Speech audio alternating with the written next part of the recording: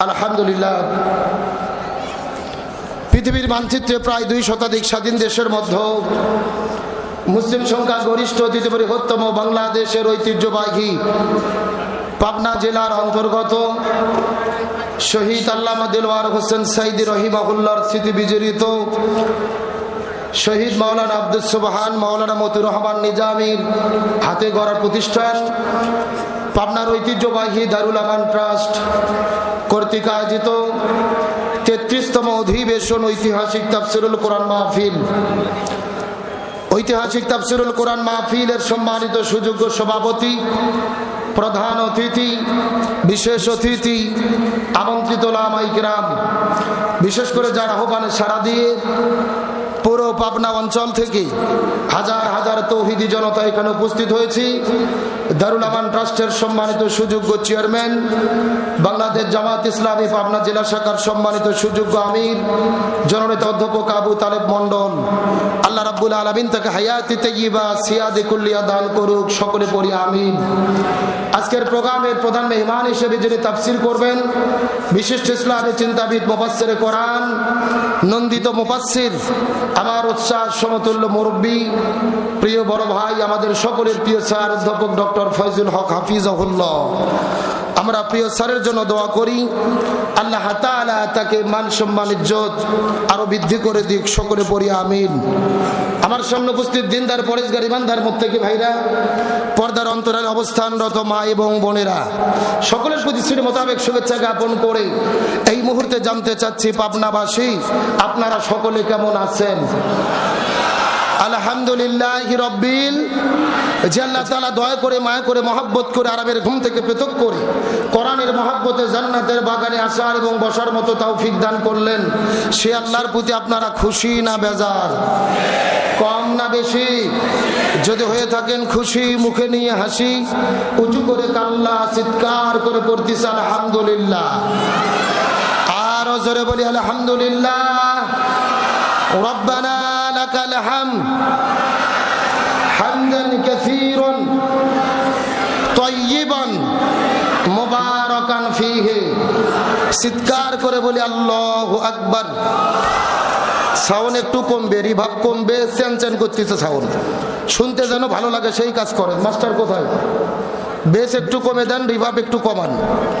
দরুদ ও সালাম বর্ষিত হোক সেই বিশ্ব মানবতার মুক্তির দূত সাইয়্যিদুল মুরসালিন খতামান নবিয়্যিন রাহমাতাল লিল আলামিনের প্রতি দরুদ ও সালাম সকলেই পড়ি সাল্লাল্লাহু আলাইহি ওয়াসাল্লাম। সম্মানিত উপস্থিত হাজিরিন, সময় যেহেতু কম, আমি ভূমিকা ছাড়া ডাইরেক্ট কিছু কথা আপনাদের মধ্যে বলে বিদায় নিয়ে চলে যেতে চাই। চিৎকার করে বলতে হবে, আমরা এসেছি আজকে এটা কিসের মাহফিলে? ভাই একটা কোরআন দেন, মঞ্চে একটা কোরআন দেন। সবাই চিৎকার করে বলেন কিসের মাহফিলে? কোরআনের মাহফিলে। তাহলে কোরআনের মাহফিলে কথা বলতে হবে কই থেকে? কোরআন থেকেই কথা বলতে হবে। তার কারণ আল্লাহ কোরআনে বলেছেন, ফাযাক্কির বিল কোরআনি মান ইয়াখাফু ওয়াঈদ। হে রাসূল, আপনি মানুষদেরকে কোরআন দিয়ে ডাকেন, কোরআন দিয়ে আহ্বান করেন, কোরআন দিয়ে ওয়াজ করেন, কোরআন দিয়ে নসিহত করেন। যদি তাদের অন্তরে আল্লাহর ভয় থাকে তাহলে তারা হেদায়েত প্রাপ্ত হবে। সুবহানাল্লাহ বলেন। আমার নবী হাদিস শরীফের মধ্যে বলেন, মান ক্বালা বিহি সাদাকা। কোরআন দিয়ে যারা পৃথিবীতে কথা বলে একমাত্র তারাই সত্য কথা বলে। তার মানে বোঝা গেল কোরআনের বাইরে পৃথিবীতে যত কথা মিথ্যা আর ভেজাল হওয়ার সম্ভাবনা আছে না নাই? এরপরে রাসূল বললেন, ওমান আমিলা বিহি উজিরা। কোরআন দিয়ে যারা আমল করবেন আল্লাহ নিজের হাতে তাদেরকে জান্নাতে ঢুকাইয়া দেবেন। এরপরে রাসূল বললেন, ওমান হাকামা বিহি আদিলা। কোরআন দিয়ে যারা পৃথিবীতে বিচার করে একমাত্র তারাই ন্যায় বিচার করে। তার মানে বোঝা গেল কোরআনের বাইরে পৃথিবীতে যত বিচার হয় অবিচার আর ভেজাল হওয়ার সম্ভাবনা আছে না নাই? এরপরে রাসূল বলেন, ওমান দা ইলাইহি হাদা ফাকাত হুদিয়া ইলা সিরাতিম মুস্তাকিম। কোরআন দিয়ে যারা মানুষদেরকে ডাকে এবং এই ডাকে যারা সাড়া দেয় আল্লাহ উভয় দলকে সিরাতুল মুস্তাকিমের পথ দেখায়া দেয়। জোরে বলুন সুবহানাল্লাহ। এখন আমি আপনাদের বলতে চাই, আপনার মুসলমান, আমি বগুড়া থেকে সফর করে কষ্ট করে আপনাদের মধ্যে এসেছি। আমি এখন কোরআন থেকে আপনাদেরকে ডাক দিতে চাই। এই ডাকে কি আপনারা সাড়া দিতে রাজি আছেন? জোরে বলেন রাজি আছেন? যদি রাজি থাকেন গভীর মনোযোগ লক্ষ্য করুন। আমার নবী হাদিস শরীফের মধ্যে বলেন কোরআনের হক হলেন চারটি। এই চারটি হক যদি কোনো মুসলমান আদায় করতে পারে, কোরআন তাদেরকে সুপারিশ করে জান্নাতে ঢুকাইয়া দেবে। প্রথম নম্বর হক হলেন চারটে হক। কি? গভীর মনোযোগ। এক নম্বর কোরআন পড়তে হবে, দুই নম্বর কোরআন বুঝতে হবে, তিন নম্বর কোরআন নিজে আমল করতে হবে, আর চার নম্বর কোরআনের হক হলেন কোরআনের বিধান এই জমিনের ভেতরে বাস্তবায়ন করতে হবে। গভীর মনোযোগ লক্ষ্য করুন। আপনার ইমাম, আমার ইমাম, চার ইমামের এক ইমাম, ইমাম আজম আবু হানিফা রহমতুল্লাহ আলাইহি যতদিন কোরআন পড়েছে তার কোনো বিপদ ছিল না, যতদিন কোরআন বুঝেছে তার কোনো বিপদ ছিল না, নিজে আমল করেছে তার কোনো বিপদ ছিল না। যখন ইমাম আজম আবু হানিফা রহমতুল্লাহ আলাইহি বলেছেন কোরআন শুধু পড়লে আর বুঝলে হবে না, এই কোরআন দিয়ে জমিনে বিচার ফায়সালা করতে হবে, তখন ইমাম আবু হানিফাকে জেলে বন্দী করে তার শরীরে বিষ প্রয়োগ করে পরিকল্পিতভাবে হত্যা করা হয়েছে। বিশ্বনবী মুহাম্মদ রাসূলুল্লাহ সাল্লাল্লাহু আলাইহি ওয়াসাল্লাম, রাসূল যতদিন কোরআন পড়েছে রাসূলের কোনো বিপদ ছিল না, রাসূল কোরআন বুঝেছে রাসূলের কোনো বিপদ ছিল না, রাসূল নিজে কোরআন আমল করেছে রাসূলের কোনো বিপদ ছিল না। যখনই রাসূল বলেছেন জমিন যার আইন চলবে তার, এই কোরআন শুধু পড়লে আর বুঝলে হবে না, এই কোরআন দিয়ে সমাজ পরিচালনা করতে হবে, এই কোরআন দিয়ে তামাম বিশ্ব পরিচালনা করতে হবে, তখন আমাদের নবীজিকে 3.5 বছর জেলে বন্দী রেখেছে। উহুদের ময়দানে দন্দর মোবারক শহীদ করেছে, তায়েফের ময়দানে রক্ত ঝরিয়েছে। এক নয়, দুই নয়, আমাদের নবীজিকে 27 বার হত্যার টার্গেটের শিকার করা হয়েছে। তার মানে বোঝা গেল কোরআন পড়লে বিপদ হয় না, কোরআন বুঝলে বিপদ হয় না, কোরআন নিজে মানলে বিপদ হয় না, কিন্তু কোরআন কায়েমের আন্দোলন করতে গেলে বিপদ হয়। গভীর মনোযোগ লক্ষ্য করুন। এই বাংলার জমিনে কোরআনের পাখি শহীদ আল্লামা দেলওয়ার হোসেন সাইদি রাহিমাহুল্লাহ, আল্লামা সাইদি যতদিন কোরআন পড়েছে তার কোনো বিপদ ছিল না, যতদিন কোরআন বুঝেছে তার কোনো বিপদ ছিল না, নিজে আমল করেছে তার কোনো বিপদ ছিল না। আল্লামা সাইদি যখনই বলেছেন জমিন যার আইন চলবে তার, এই কোরআন শুধু পড়লে আর বুঝলে হবে না, এই কোরআন পার্লামেন্টে কায়েম করতে হবে, কোরআন দিয়ে বাংলাদেশটা পরিচালনা করতে হবে, তখন আল্লামা সাইদিকে জেলে বন্দী করে হসপিটালে ভর্তি করে ইনজেকশনের সিরিজে বিষ ঢুকায়া পরিকল্পিতভাবে হত্যা করা হয়েছে। তার মানে বোঝা গেল এ পাবনার মুসলমান, কোরআনের 4টে হকের ভেতরে প্রথম 3টে হক আদায় করলে কোনো বিপদ হয় না, কিন্তু 4 নম্বর হক আদায় করতে গেলেই বিপদে পড়তে হয়। এখন আমি আপনাদের জিজ্ঞেস করতে চাই, পাবনার তৌহিদি জনতা, আমরা কি কোরআনের সুপারিশ নিয়ে জান্নাতে যেতে চাই? জোরে বলেন, জান্নাতে যেতে চাই?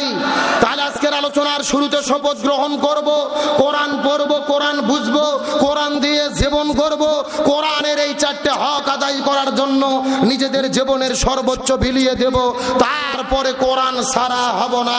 কারা কারা রাজি আছেন? 2টে হাত আল্লাহকে তুলে দেখান।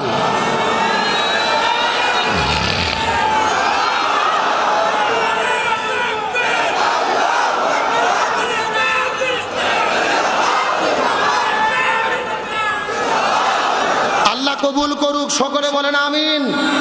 কোরআনের এই 4টে হক আদায় করার জন্য আল্লাহ তৌফিক দান করুক, বলেন আমিন। এখন আমি সরাসরি ডাইরেক্ট কোরআন থেকে আলোচনা শুরু করতে চাই। আপনারা কি প্রস্তুত আছেন? সবাই আমার সাথে বলেন আউযু বিল্লাহি মিনাশ। পাবনায় কি কোরআন তেলাওয়াত করলে গুনাহ হয় নাকি? আপনারা জবান খুলতেছেন না, কারণ কি? একসাথে বলেন বিসমিল্লাহির রহমানির রহিম।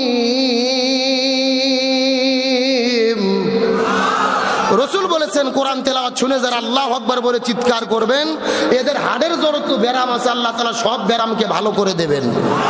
চিৎকার করে বলেন তো দেখি আল্লাহু আকবার। قل إن كنتم تحبون الله فاتبعوني يحببكم الله ويغفر لكم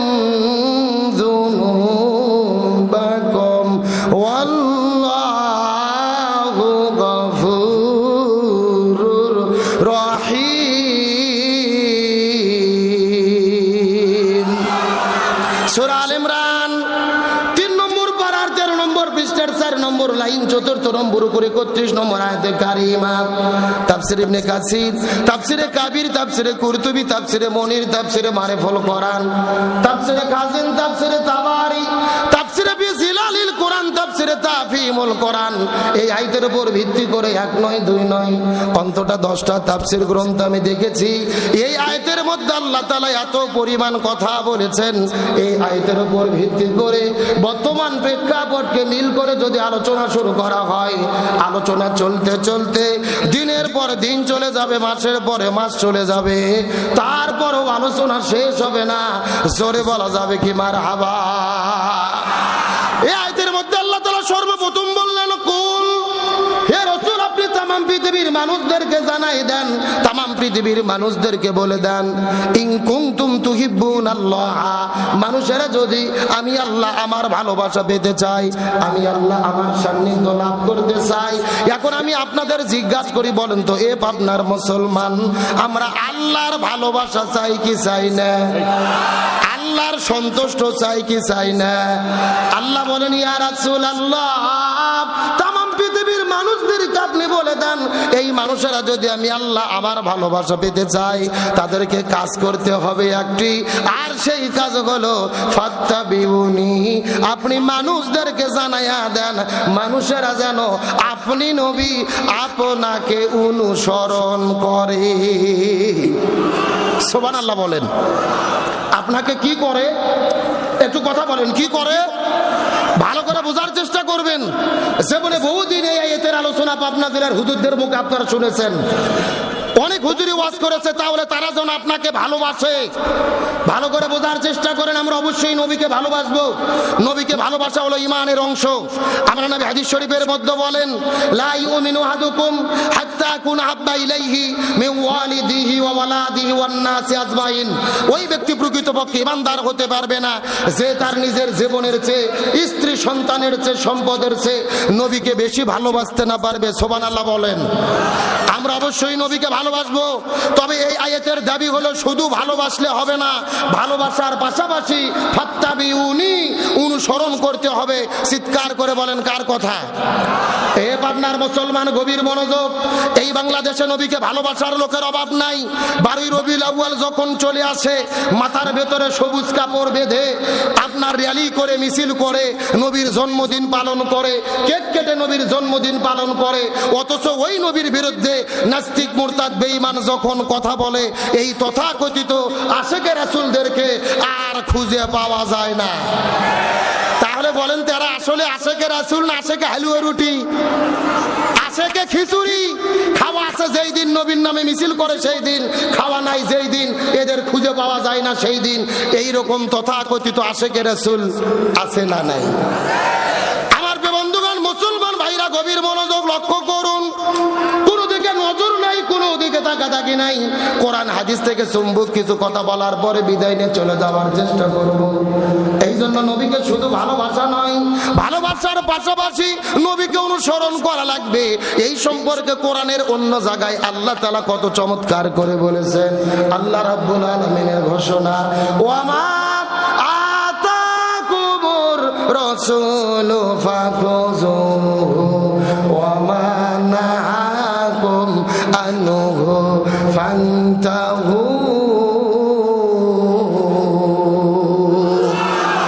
সূরা হাসর 28 নম্বর পারা 7 নম্বর পৃষ্ঠার 9 নম্বর লাইনে 7 নম্বর আয়াতে কারিমা। তাফসীর ইবনে কাসিরের মধ্যে থেকে বলতেছি, আল্লাহ বলে পৃথিবীর মানুষেরা গভীর মনোযোগ, তোমরা যদি জমিনের মধ্যে শান্তি পেতে চাও, আখিরাতের মধ্যে যদি তোমরা মুক্তি পেতে চাও, ওয়ামা আতাকুমুর রাসূলু ফাখুযু, নবী যেটা করেছে, নবী যেটা করতে বলেছে সেটা তোমাদের করতে হবে। ওয়ামা নাহাকুম আনহু ফান্তাহু, নবী যেটা করে নাই, যেটা করতে নিষেধ করেছেন সেটা থেকে তোমাদেরকে দূরে থাকতে হবে। তার মানে বোঝা গেল এ পাবনার মুসলমান, নবীজি পুরো জীবনের ভেতরে যা যা করেছে আমাদেরকেও তাই তাই করতে হবে। আর নবী যেটা করে নাই আমাদের সেটা করা যাবে না। চিৎকার করে বলেন তো দেখি, হুকুম কার? আরো জোরে। এ মুসলমান ভাইরা গভীর মনোযোগ লক্ষ্য করুন। কি কি করা দরকার এই বিষয়টা বুঝানোর পরে আপনাদের মধ্য থেকে বিদায় নিয়ে চলে যাওয়ার চেষ্টা করব। আমার নবী মক্কা থেকে ওই মদিনার ভেতরে হিজরত করে চলে গেলেন। ওই মদিনায় যাওয়ার পরে মদিনা নামক একটা রাষ্ট্র গঠন করলেন। আর আমাদের নবী হলেন ওই মদিনা নামক রাষ্ট্রের রাষ্ট্রপতি। আমার নবী ছিল রাষ্ট্রপতি। জোরে বলে আমার নবী কি ছিল? কে রে নবী রাষ্ট্রপতি ছিল বলতে ভয় লাগে, লজ্জা লাগে? যারা চাপা খুলবে না মনে করবেন এদের মধ্যে ভেজাল আছে। আমার নবী ছিল রাষ্ট্রপতি। জোরে বলেন আমার নবী কি ছিল? আরো জোরে। এখন আমি আপনাদেরকে জিজ্ঞাসা করি, বলেন তো আপনার মুসলমান নবী যদি রাষ্ট্রপতি থেকে থাকে তাহলে আমাদেরকে এই হুজুরদেরকেও আলেমদেরকেও বাংলাদেশের রাষ্ট্রপতি হওয়ার দরকার আছে না নাই? এই ওয়াজ করলে বিপদ। আমরা যদি বলি খাবার পরে মিষ্টি খাওয়া সুন্নাত, সবাই বলে সুবহানাল্লাহ সুবহানাল্লাহ, তার মানে আরো খাবার চাই। কিন্তু আমরা যখনই বলি জেলের মধ্যে যাওয়া সুন্নাত, আমার নবী 3.5 বছর ধরে সেই আবু তালিব নামক জেলের মধ্যে বন্দী ছিলেন। ওই নবীর তরিকায় জেলের মধ্যে যাওয়া সুন্নাত। আমার নবী তায়েফের ময়দানে রক্ত ঝরিয়েছে, ওই নবীর তরিকায় রক্ত ঝরানো সুন্নাত। আমার নবী উহুদের প্রান্তরে দান্দার মোবারক শহীদ করেছে, ওই নবীর তরিকায় প্রয়োজনে দাঁত ভাঙা সুন্নাত। আমাদের নবীজি ওই মদিনা নামক রাষ্ট্রটাকে 10 বছর কোরআন দিয়ে পরিচালনা করেছে। এই কোরআন দিয়ে রাষ্ট্র পরিচালনা করা সুন্নাত। তখন কিছু লোক লাভ দিয়ে উঠে বলে আব্দুল সালাম যুক্তিবাদী, হুজুর মনে হয় রাজনীতি করে। কথা বলেন, কথা বলেন। এদের কাছে নামাজ রোজা হজ যাকাত রাজনীতি মনে হয় না, জিকির তাসবিহ রাজনীতি মনে হয় না। নবীর তরিকায় জেলে বন্দী হওয়া, নবীর তরিকায় রক্ত ঝরানো, নবীর তরিকায় মার খাওয়া, নবীর তরিকায় কোরআন দিয়ে রাষ্ট্র পরিচালনা করা রাজনীতি মনে হয়। এরা কপাল পোড়া, আমার নবীজির সিরাতকে তারা বুঝতে পারে নাই। অত সোজা নয়। আমার নবী ছিলেন মসজিদুন নববীর ইমাম, আবার মদিনা নামক রাষ্ট্রের রাষ্ট্রপতি। তার মানে বোঝা গেল রসুলের সিরাতের শিক্ষা হলো যিনি মসজিদের ইমাম হবে তাদেরকেই সমাজের ইমাম হতে হবে। আপনাদের পাবনা শহরের ভেতরে সবচাইতে বড় মসজিদের ভেতরে জুমার দিনে খুতবা দেওয়ার যিনি যোগ্যতা রাখে তাকেই এলাকা থেকে আগামীতে এমপি নির্বাচিত করতে হবে। বাংলাদেশের সবচেয়ে বড় মসজিদ বাইতুল মুকাররমের ভেতরে জুমার দিনে যিনি খুতবা দেওয়ার যোগ্যতা রাখে তাকেই বাংলাদেশের রাষ্ট্রপতি প্রধানমন্ত্রী হতে হবে। কথা কি ক্লিয়ার না ভেজাল আছে? কিন্তু আমরা ভাগ করে ফেলছি, একেবারে হুজুরদেরকে বাঁটিয়ে ভাগ করে আলাদা করে দিছি। যে হুজুরদের কাজ শুধু মসজিদে নামাজ পড়াবে, মাদ্রাসাতে বুখারী পড়াবে, পীরের খানকার যে জিকির করবে, মানুষ মরে গেলে জানাজা, 7 দিনত গরু জব, 40 দিনে হালুয়া রুটি, এর বাইরে কোনো দায়িত্ব নাই। আমরা হুজুরেরা মসজিদ মাদ্রাসা পীরের খানকা ভাগ করে বাঁটে নিয়ে বসে আছি। এই সুযোগে জালেমেরা পুরো জমিন দখল করেছে। আরো জোরে বলেন। আল্লাহ তাআলা মানুষ সৃষ্টি করার আগে বলেছিলেন ওয়াইজ ক্বালা রাব্বুকা লিল মালাইকাতি ইন্নী জাইলুন ফিল আরদি খলিফা। আল্লাহ কিন্তু বলেনি ফিল মসজিদে খলিফা, আমি মসজিদে খলিফা পাঠাবো, ফিল মাদ্রাসাতে খলিফা, আমি মাদ্রাসাতে খলিফা পাঠাবো, ফি খানকায়ে খলিফা, আমি খানকাতে খলিফা পাঠাবো। আল্লাহ বলছে না ফিল আরদি খলিফা, আমি জমিনে খলিফা পাঠাতে চাই। তার মানে বোঝা গেল আলেমদের দায়িত্ব শুধু মসজিদ মাদ্রাসা আর পীরের খানকা নয়, আলেমদের দায়িত্ব পুরো জমিনের নেতৃত্ব দেওয়া। আর যতদিন পর্যন্ত আলেমদের নেতৃত্ব কায়েম না হবে ততদিন জমিনে শান্তি আসবে। স্বাধীনতার 54 বছর পার হয়ে গেল, আমরা স্বাধীনতার স্বাদ ভোগ করতে পারলাম না। আজকে আমাদের পার্শ্ববর্তী দাদা বাবু ভারতের প্রধানমন্ত্রী নরেন্দ্র মোদী বলেছে যে 16ই ডিসেম্বর হলো ভারতের ঐতিহাসিক বিজয়ের দিন। বাংলাদেশের হাজারো লক্ষ মানুষ জীবন দিয়ে বিজয় অর্জন করলো, ছাত্র জনতা কৃষকরা জীবন দিল, আর নরেন্দ্র মোদী বলতেছে 16ই ডিসেম্বর নাকি ভারতের বিজয়ের দিন, ঐতিহাসিক বিজয়ের দিন। বাংলাদেশের তথাকথিত সুশীলদেরকে বলতে চাই, কোথায় আপনারা নাকে কুলুপ দিয়ে বসে আছেন? কেন কথা বলেন না? কেন প্রতিবাদ করেন না? আমার দেশের বিজয়কে ভারত নিজেদের বিজয় বলে, এরপরেও যারা চুপ থাকে মনে করতে হবে এরা ভারতের পাঁচাটা গোলাম, এরাই হলো ভারতের দালাল। ডক্টর মোহাম্মদ ইউনূস সরকারকে বলতে চাই, আপনাকে কঠিন প্রতিবাদ করতে হবে। নরেন্দ্র মোদী বাংলাদেশের বিজয়কে কেন নিজেদের বিজয় বলল, এর জবাব তাকে দিতে হবে। আমাদের বিজয় ভাড়া দাবি করছে, জনগণ তো বলতেছে বিধি তুমি বলে দাও, একটি বাংলাদেশের বিজয় দিবস, দুইটি দেশের দাবিদার। আসলে বিজয় দিবস কার? অবশ্যই এর পেছনে কারণ আছে। 16 ডিসেম্বর যখন পাকিস্তান হানাদার বাহিনী আত্মসমর্পণ করেছিল, তারা আমাদের জেনারেল এজি ওসমানীর কাছে আত্মসমর্পণ করেনি, তারা ভারতের সেনাপ্রধান ওই জগজিৎ সিং অরোরার কাছে আত্মসমর্পণ করেছে। ইতিহাস আমাদের ভুলে গেলে চলবে না, কিন্তু আমরা পরিষ্কার করে বলি 16 ডিসেম্বর আমরা বিজয় লাভ করেছি, স্বাধীনতা পেয়েছি, স্বাধীনতার ফল পাইনি। তারা আমাদের সাহায্য করে স্বাধীনতা দিয়েছে, কিন্তু ইতিমধ্যে 54 বছর আমাদের ধর্ষণ করছে। কথা কন না, তারা স্বাধীনতা পাইছি, ফল পাইনি। আর 24-এর স্বাধীনতার মাধ্যমে আমরা স্বাধীনতার প্রকৃত ফল আমরা ভোগ করতে পারতেছি। সুতরাং আমরা বলতে চাই, জামাত ইসলাম, ইসলামী দল, মুসলিম লীগ সহ সেই সময় তারা এটাই বলেছিল, আমরা অবশ্যই স্বাধীন হতে চাই, তবে ভারতের সহযোগিতায় না। ওরা স্বাধীন করলে আমাদের অঙ্গরাজ্য বানাবে, করেছেও তাই। আমাদের অঙ্গরাজ্যের মতো শাসন আর শোষণ করেছে, নতুন করে আমরা স্বাধীন হলাম। ইসলামী দলেরা যেটা 50 বছর আগে বোঝে, অন্য দলকে বুঝতে গেলে আরো 50 বছর লাগে। কথা কন না গা। সুতরাং রসুলের সিরাতের শিক্ষা, যিনি মসজিদের ইমাম হবে তাদেরকেই সমাজের ইমাম হতে। আমার বন্ধুগণ, মুসলমান ভাইরা গভীর মনোযোগ লক্ষ্য করুন, কোন দিকে নজর নাই, কোন দিকে তাকাতাকি নাই। কোরআন হাদিসের আলোকে চুম্বক কিছু কথা বলার পরে বিদায় নিয়ে চলে যাওয়ার চেষ্টা করব। আমার নবী বিদায় হজের দিনে 100 লক্ষ সাহাবীদের সামনে কত চমৎকার করে বলেন, তারাকতু ফীকুম আমরাইন লান তাদিল্লু মা তামাসসাকতুম বিহিমা কিতাবাল্লাহি ওয়া সুন্নাতা রাসূলি। রাসূল বলে, সাহাবীরা মনোযোগ দিয়ে শুনে নাও, কিয়ামত পর্যন্ত যদি তোমরা শান্তি পেতে চাও আর মুক্তি পেতে চাও, আমি তোমাদের জন্য 2টা জিনিস রেখে যাচ্ছি। এই 2টা জিনিস যদি আঁকড়ে ধরতে পারো, কখনোই তোমরা পথভ্রষ্ট হবে না। 1 নাম্বার কিতাব আল্লাহ, আল্লাহর কিতাব কোরআন, আর 2 নাম্বার সুন্নাত রাসূলি, রাসূলের সুন্নাত হলো হাদিস। তার মানে বোঝা গেল, আপনার মুসলমান, আমরা যদি শান্তি এবং মুক্তি পেতে চাই, কোরআন সুন্নাহ আঁকড়ে ধরা ছাড়া কোনো উপায়। গভীর মনোযোগ লক্ষ্য করে বোঝার চেষ্টা করেন।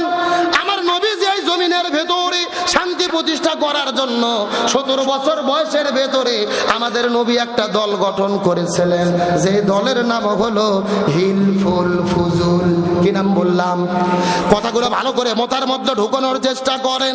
নবী 17 বছর বয়সের ভেতরে হিলফুল ফুজুল নামক দলটা গঠন করার পরে 17 বছর থেকে শুরু করে 40 বছর পর্যন্ত নবী 23 বছর ধরে এই জমিনের মধ্যে শান্তি কায়েমের জন্য চেষ্টা করেছে। কিন্তু দুর্ভাগ্যজনক ব্যাপার হলো, নবী 23 বছর ধরে চেষ্টা করার পরেও এই জমিনের ভেতরে শান্তি কায়েম করতে পারলো। আপনার মুসলমান গভীর মনোযোগ লক্ষ্য করুন, নবী 23 বছর ধরে চেষ্টা করেছে, কিন্তু জমিনের ভেতরে শান্তি কায়েম করতে পারলো না। কিন্তু নবীজির বয়স যখন 40 বছর হয়ে গেল, আল্লাহ নবীজির উপরে কোরআন নাজিল করলেন। নবীজি যখন কোরআনের দাওয়াত দেওয়া শুরু করলো, এই কোরআন যখন জমিনে বাস্তবায়ন হয়ে গেল, তখন শান্তি প্রতিষ্ঠা হয়ে গেল। নবীজির জীবনটাকে 2 ভাগে ভাগ করার চেষ্টা করেন। নবুয়ত পাওয়ার আগে 23 বছর আর নবুয়ত পাওয়ার পরে 23 বছর। আগে 23 বছর নবী চেষ্টা করেছে, কিন্তু জমিনের ভেতরে শান্তি কায়েম করতে পারে নাই। কিন্তু পরে 23 বছরে নবী কেন শান্তি কায়েম করতে পারলো? এর পেছনে কারণ হলো আগের 23 বছরের ভেতরে নবীজির কাছে দল ছিল, কিন্তু নবীজির দলের সংবিধান আল্লাহর কোরআন ছিল না। এ কথা কি বোঝা যায়? ভালো করে বোঝেন। আপনার আমার মতো 2 টাকার ছুটকে ফটকে হুজুর না, এলাকার তেল তেলা গয়ান্দার নেতা না, স্বয়ং বিশ্ব নবী তার দলের দ্বারা 23 বছর ধরে এই জমিনে শান্তি কায়েমের চেষ্টা করেছে, কিন্তু নবীজি শান্তি কায়েম করতে পারে নাই। কিন্তু 40 বছরে যখন নবীর উপরে কোরআন নাজিল হলো, নবী কোরআনের দাওয়াত দেওয়া শুরু করলেন, তখন জমিনে শান্তি প্রতিষ্ঠা হয়ে গেল। তার মানে বোঝা গেল আগে 23 বছর নবী তার দলের দ্বারা কাজ করলেন, শান্তি প্রতিষ্ঠা করতে পারলো না। তার কারণ হলো তখন নবীর ওই দলের সংবিধান আল্লাহর কোরআন ছিল না। তার মানে কোরআন তখন নাজিলই হয় নাই। কিন্তু 40 বছরে যখন কোরআন নাজিল হলো, নবী কোরআনের দাওয়াত দেওয়া শুরু করলেন, এই কোরআন যখন জমিনে বাস্তবায়ন হলো, তখন জমিনে শান্তি প্রতিষ্ঠা হয়ে গেল। এখান থেকে বোঝা গেল এ পাবনার মুসলমান, এই বাংলাদেশের ভেতরে যতগুলো রাজনৈতিক দল আছে বর্তমানে শান্তি কায়েমের জিকির করতেছে, ওই সমস্ত দলের দ্বারা এই জমিনে শান্তি কায়েম সম্ভব হবে না, যেই দলেরা আল্লাহর কোরআনের সংবিধান দিয়ে পরিচালিত হয় না। কথা কি ক্লিয়ার না ভেজাল আছে? কেন ভাই, যেই দল নিজেরাই কোরআন দিয়ে চলে না, ওদের নিজেদের মধ্যে তো 1.5 বছরে নিজেরা মারামারি করে 170 জন কুপকার, কথা বল না গা। আবার নমিনেশন ঘোষণার পরে নমিনেশন পাইছে এক গ্রুপ, পাইনি আর এক গ্রুপ, ওরা নিজেরা 3য় বিশ্বযুদ্ধ শুরু করেছে। কথা বলেন ঠিক কিনা? তার মানে বোঝা গেল কোরআন ছাড়াই জমিনে শান্তি কায়েম হবে না। কিন্তু বাংলাদেশের এমনও নেতা আছে বক্তব্য দিচ্ছে যে কোরআনের সাথে রাজনীতির কোনো সম্পর্ক নাই। নাউজুবিল্লাহ বলেন। আমি মনে করি যারা বলে কোরআনের সাথে রাজনীতির সম্পর্ক নাই, আমি মনে করি তাদের সাথে কোরআনের কোনো সম্পর্ক নাই। তাদের সাথে যদি কোরআনের সম্পর্ক থাকতো এমন বক্তব্য দিতে পারতো। আবার অনেকেই বলতেছে আমরা শরিয়া আইনে বিশ্বাস করি না। নাউজুবিল্লাহ বলেন। শরিয়া আইন মানে হলো কোরআনের আইন, শরিয়া আইন মানে হলো হাদিসের আইন, শরিয়া আইন মানে হলো আল্লাহর আইন, শরিয়া আইন মানে হলো রাসূলের আইন। সুতরাং যারা শরিয়া আইনে বিশ্বাস করে না এরা কখনো মুসলমানের বাচ্চা হতে পারে না। আল্লাহর কোরআন বলেছেন ওয়ামান লাম ইয়াহকুম বিমা আনজালাল্লাহু ফাউলাইকা হুমুল কাফিরুন ওয়ামান লাম ইয়াহকুম বিমা আনজালাল্লাহু ফাউলাইকা হুমুজ জালিমুন ওয়ামান লাম ইয়াহকুম বিমা আনজালাল্লাহু ফাউলাইকা হুমুল ফাসিকুন। আল্লাহর কোরআন বলেছেন যারা কোরআনের নীতি বিশ্বাস করে না, কোরআন দিয়ে বিচার ফায়সালা করে না, ওরা কাফের, ওরা জালেম, ওরা ফাসিক। চিৎকার করে বলেন কার ফতোয়া? সূরা মাইদা 40, 45, 47 নম্বর আয়াত। বাড়ি যাওয়ার পরে কোরআনটা একটু খুলে দেখবেন। আবার এরা কি সুন্দর ফতোয়া দিচ্ছে, বলতিছে আমরা মওদুদের ইসলাম মানি না, মদিনের ইসলাম মানি। কথা কন না গা। পরিষ্কার করে বলতে চাই মওদুদের ইসলাম বলে কোন ইসলাম এই পৃথিবীর ভেতরে নাই। আপনারা বলেন আমরা মদিনার ইসলাম মানতে চাই, চিৎকার করে বলেন তো মদিনার ইসলাম চলেছে কি দিয়ে? আরো জোরে বলেন। তাহলে আপনাদের যদি এতই সৎ সাহস থাকে মদিনার ইসলাম চান, তাহলে আপনারা ঘোষণা করেন যে আমরা ক্ষমতায় গেলে কোরআন দিয়ে দেশ চলবে। এ কথা বলেন। একদিকে বলবেন আমরা শরিয়া আইনে বিশ্বাস করি না, আর একদিকে বলবেন মদিনার ইসলাম চাই। এগুলো সিটারি বাটপারি ছাড়া আর কিছু হতে পারে না। আমরা কোরআনের আইন চাই, তখন আমাদের বলে আমরা নাকি ধর্ম ব্যবসা করি, আমরা আলেমেরা নাকি ধর্ম ব্যবসা করি। পরিষ্কার করে বলতে চাই আমরা ধর্ম ব্যবসা করি না। যারা নির্বাচনের আগে মাথায় টুপি দেয়, পরনে সাদা পাঞ্জাবি পরে, হাটহাজারী মাদ্রাসায় যায়, সারসিনা পীরের কাছে যায়, নির্বাচনের আগে 5 ওয়াক্ত নামাজ পড়ে, আবার নির্বাচন পার হয়ে গেলে টুপিও ছাড়ে, পাঞ্জাবিও ছাড়ে, নামাজও ছাড়ে, এরাই হলো সবচাইতে বড় ধর্ম ব্যবসায়ী। আমরা ধর্ম ব্যবসা করি না, আমরা ধর্মীয় রাজনীতি করি। আমরা সারা বছর কোরআনের আইন চাই, নির্বাচনের আগেও কোরআনের আইন চাই। আমরা সারা বছর টুপি পরি, ভোটের আগেও টুপি পরি, সারা বছর পাঞ্জাবি পরি, ভোটের আগেও পাঞ্জাবি পরি, সারা বছর ধর্মের কথা বলি, ভোটের আগেও ধর্মের কথা বলি। কিন্তু মনের মধ্যে কষ্ট, কাদের বিরুদ্ধে বক্তব্য দেবেন? এই বাংলাদেশের আলেম ওলামা যদি ঐক্যবদ্ধ হতো, আরো অনেক আগে বাংলাদেশে ইসলাম কায়েম হয়ে যেত। এই বাংলাদেশে ইসলাম কায়েম হয়নি শুধু হুজুরদের ভেতরে দলাদলি আর ফতুয়াবাজি করার কারণে। গতকালকে দেখলাম, মনে খুবই কষ্ট পেয়েছি। হেফাজত ইসলামের সম্মানিত আমির আল্লামা মুহিবুল্লাহ বাবু নগরী হাফিজাহুল্লাহ, আমি তাকে ওস্তাদ হিসেবে শ্রদ্ধা করি, ভালোবাসি, মহাব্বত করি, প্রবীণ একজন আলেম, অথচ উনি ফতোয়া দিচ্ছে যে জামাত ইসলামকে ভোট দেওয়া জায়েজ নাই। আর আগামী নির্বাচনে জামাত ইসলামী একটা আসনও পাবে না, একটা সিটও পাবে না। আমি হুজুরের পায়ে সালাম রেখে, শ্রদ্ধা রেখে বলতে চাই, আপনি বলতেছেন জামাত ইসলামকে ভোট দেওয়া জায়েজ নাই, তা আপনি মুফতি সাহেব, আপনি একটু ফতোয়া দিয়ে বলে দেন কাদেরকে ভোট দেওয়া জায়েজ আছে। কথা কন না গা। আপনি যেহেতু একটা বলছেন বাতিল, তাহলে হক কোনটা আপনি বলেন। একদিকে বলবেন আপনি জায়েজ নাই, আকীদা খারাপ, আবার ওই দলের হেফাজত, আপনার ওই জমিয়তের নেতা জোনায়েত আল হাবিব আর মনির হোসেন কাসেমি, কিছু বড় বড় মুফতি মাথায় টুপি দিয়ে কয়েকটা সিট পাওয়ার জন্য, উচ্ছিষ্ট ভোগের জন্য তলে তলে এমন দলের সাথে আপনারা সংযোগ করতেছেন যাদের ঈমানও নাই, আকীদাও নাই। এ কথা কন না গা।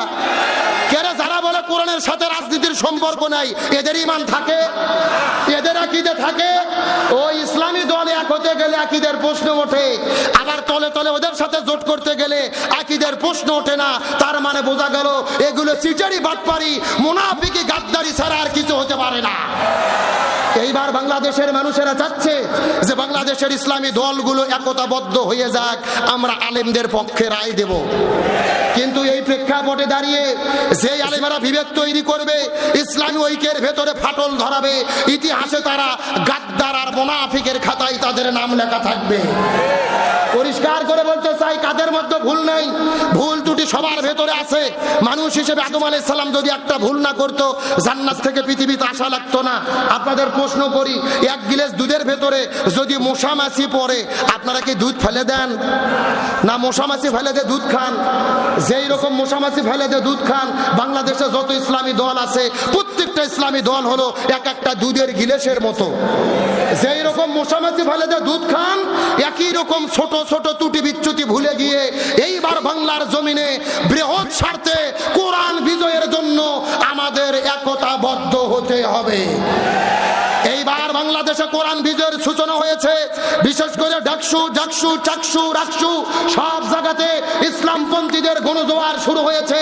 আমি বিশ্বাস করি এখান থেকে বোঝা যায় আগামীর বাংলাদেশ হবে কোরআনের বাংলাদেশ, আগামীর বাংলাদেশ হবে ইসলামের বাংলাদেশ, আগামীর বাংলাদেশ হবে আলেম ওলামাদের বাংলাদেশ। ওই ডাকসুতে সাদিক কায়েমের বিজয়ের মাধ্যমে ইসলামপন্থীদের যে বিজয়ের সূচনা হয়েছে, আগামীতে পার্লামেন্টে কোরআন বিজয়ের মাধ্যমে আমাদের প্রকৃত বিজয় হবে ইনশাআল্লাহ। সেই বিজয় দেখতে কি আমরা রাজি আছি? কারা কারা রাজি? দুটি হাত আল্লাহকে তুলে দেখায়।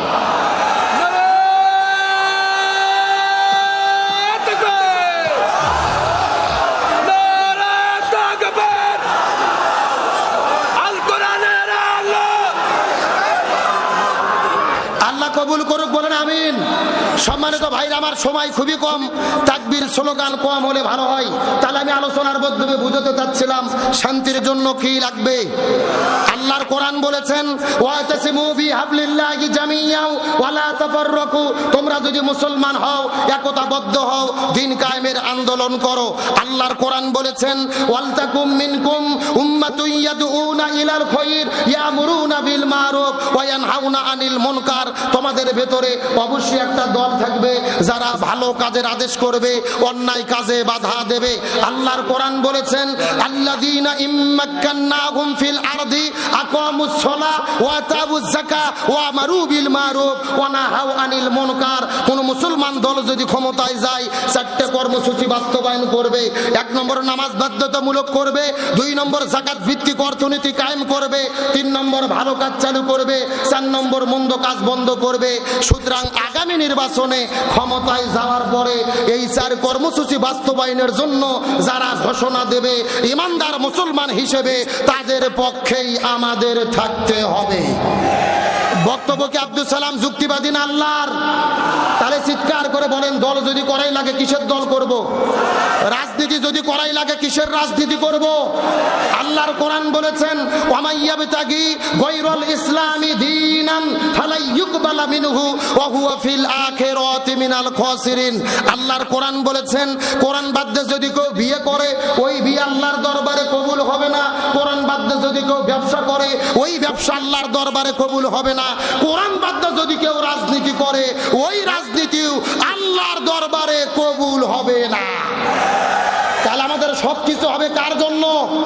কুল ইন্না সলাতি ওয়া নুসুকি ওয়া মাহইয়ায়া ওয়া মামাতি লিল্লাহি রাব্বিল আলামিন।